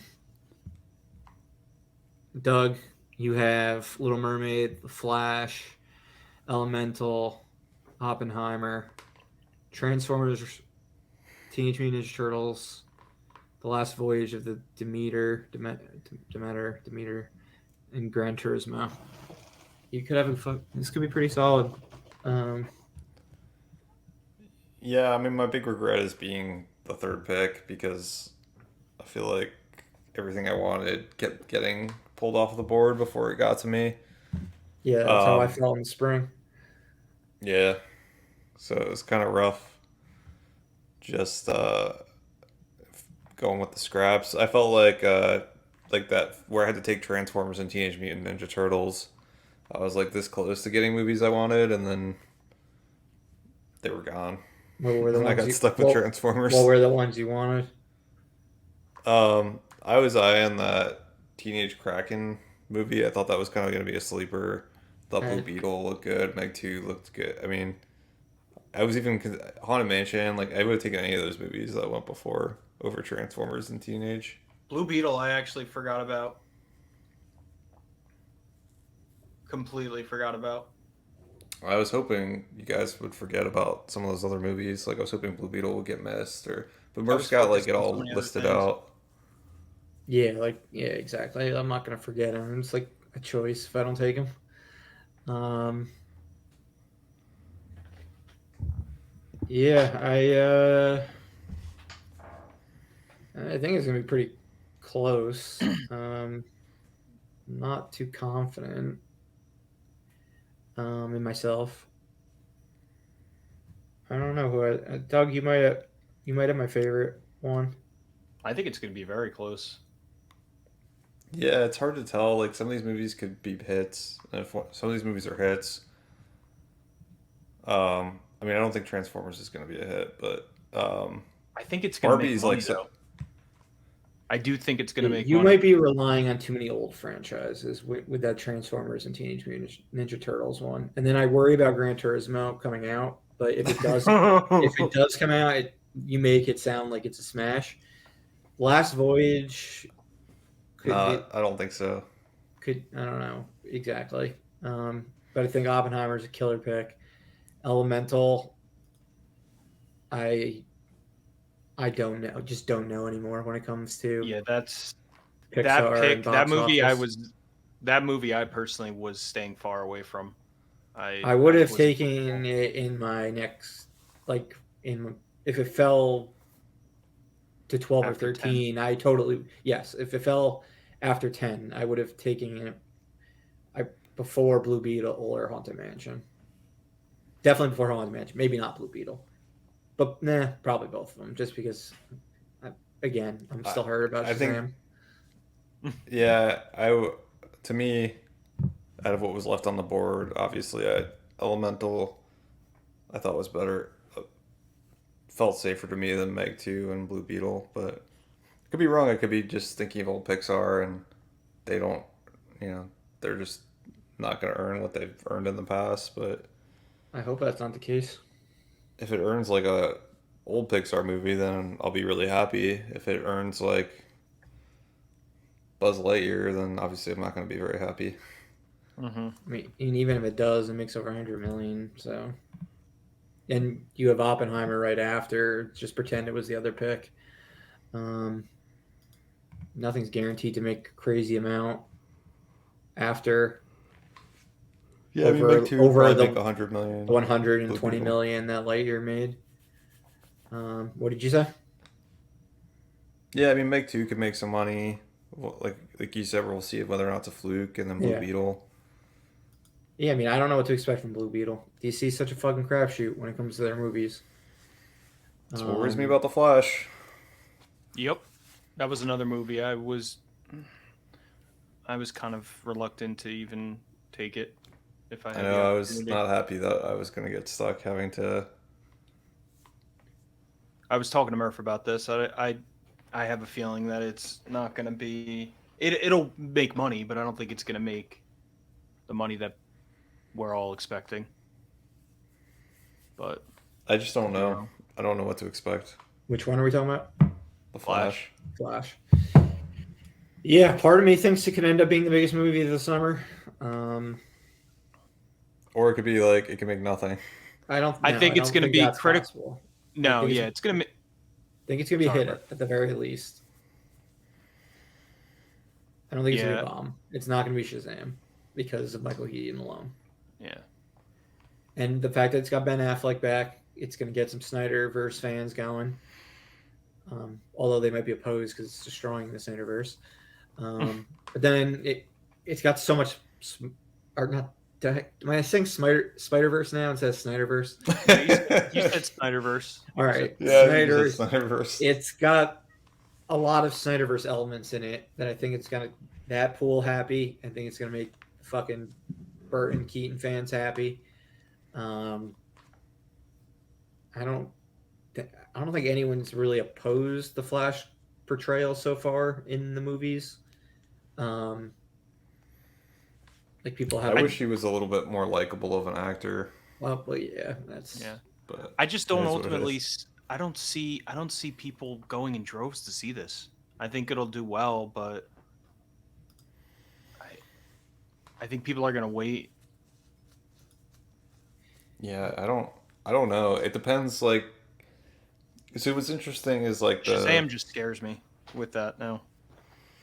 Yeah, Shazam fucking has got like me and like I don't know, I got like PTSD. Yeah, the Flashpoint story that they can do like they could do like bonkers, like universes and stuff. Mm-hmm. I took 80 for Brady with the number 10 pick. You know what it was? The number 10 movie of the season. There you go. I took that and Evil Dead Rise 9 and 10. Evil Dead Rise is actually going to knock 80 for Brady to 11. What's the did anything after it make it to the top 10? Yes. Dungeons and Dragons and Cocaine Bear and Air all made more. I remember being happy that you didn't take Dungeons and Dragons and that you took 80 for Brady. Yeah, I remember regretting not taking Dungeons and Dragons right after. But oh well, we'll recap the spring later on. All right, we'll see though. This is going to be interesting. It should be a competitive summer. I think it should go all the way to the end, especially because there's a lot of movies that were drafted in August. Yeah. It's all going to come down to Gran Turismo racing into the theaters. Could come down to Denzel in September. You never know. Mr. Equalizer. Could come down to the wire. I mean, you got a lot of August movies, Doug. Gran Turismo, Last Voyager, and Teenage Mutant Ninja Turtles. I'm trying to like get a sense of whether or not Gran Turismo is coming out this summer.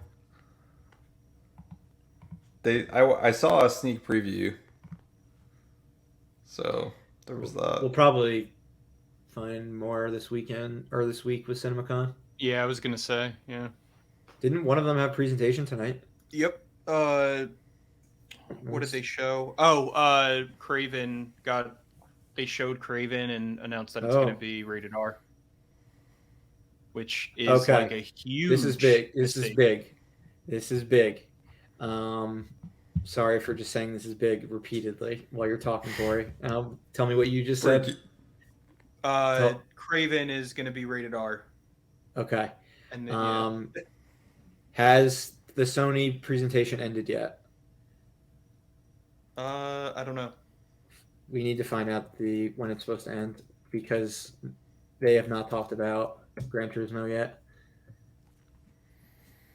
And that concerns me. Where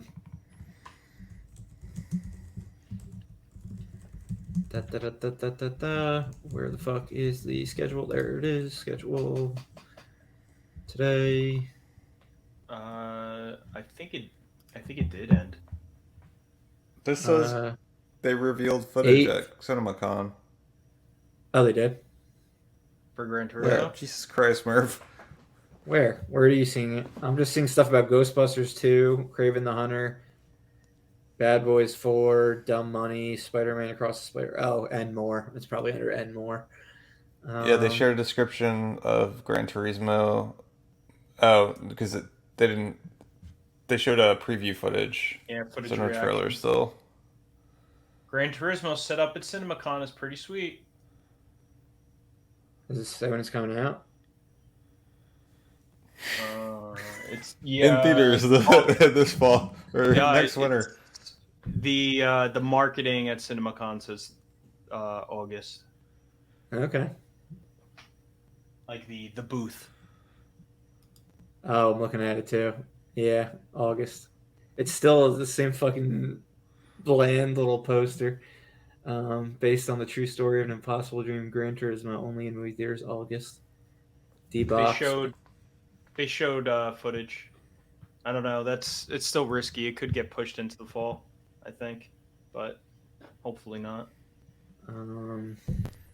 Well, they've got Ghostbusters in the footage. They've got Ghostbusters in the fall. They've got Craven in the fall. I can't believe that movie's going to be rated R. That is like so stupid. All right. We might be pissed off with some announcements at CinemaCon this week. Hopefully not. Hopefully nothing gets pushed. I'm glad they have a whole booth set up for Gran Turismo. That makes me feel a little better. Or fucking acting like they didn't even mention that it existed. That would have been very concerning if that was the case. Very concerning. When does Craven come out? Is that a 2024 movie or is that this year? It's this year. Also, did you see Juno Temple is in Venom 3? Really? Yeah. She's the female lead in Juno in 3. But Craven the Hunter comes out October 6th. Someone, this person said there's a bit, from the footage, there was a bit of a Top Gun Maverick vibe. Oh. Interesting. I'm telling you, that's the only reason I took it is because I thought maybe it could do a...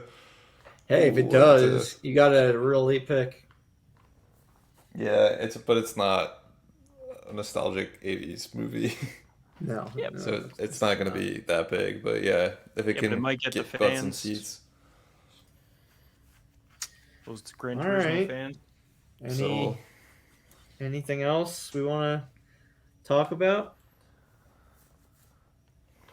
Are we ready for the summer? I feel like I'm gonna be very interested in hearing the reactions to The Flash tomorrow.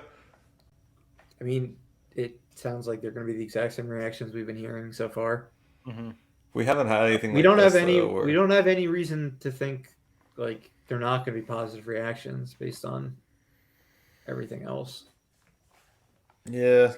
Yeah, the movie's going to be good. Know. I know it's going to be good. I'm just worried about it making a ton of money. Yeah, I mean it's got Batman in its favor. Fucking Batman movies, with the exception of Justice League, all make money. With the exception of Justice League, yeah. I mean, even the dumpster fire Batman vs Superman made over 300 million. This is true. That was back when people had faith in DC. Yeah, yep. But the Batman made almost 400 million last year. Fucking Joker made over 300 million. Obviously the Dark Knight trilogy. So I don't know. We'll see. I'm really interested to see what Barbie does because I can see Barbie making a ton of money, but the trailers have also been really weird, which is the only thing that kind of scares me about Barbie. I mean, it's gonna be. it looks like the Lego Movie, but it's rated PG-13. Does it look like the? I thought the Lego which makes Movie it more looked mass like appeal. more mass appeal than Barbie. Unless we're talking about different Lego movies. I'm saying it looks like the Lego Movie in the fact that it looks like it's Lego. It's like Lego's going into the real world. Like this is Barbie going into the real world, and the main character in the real world is Will Ferrell.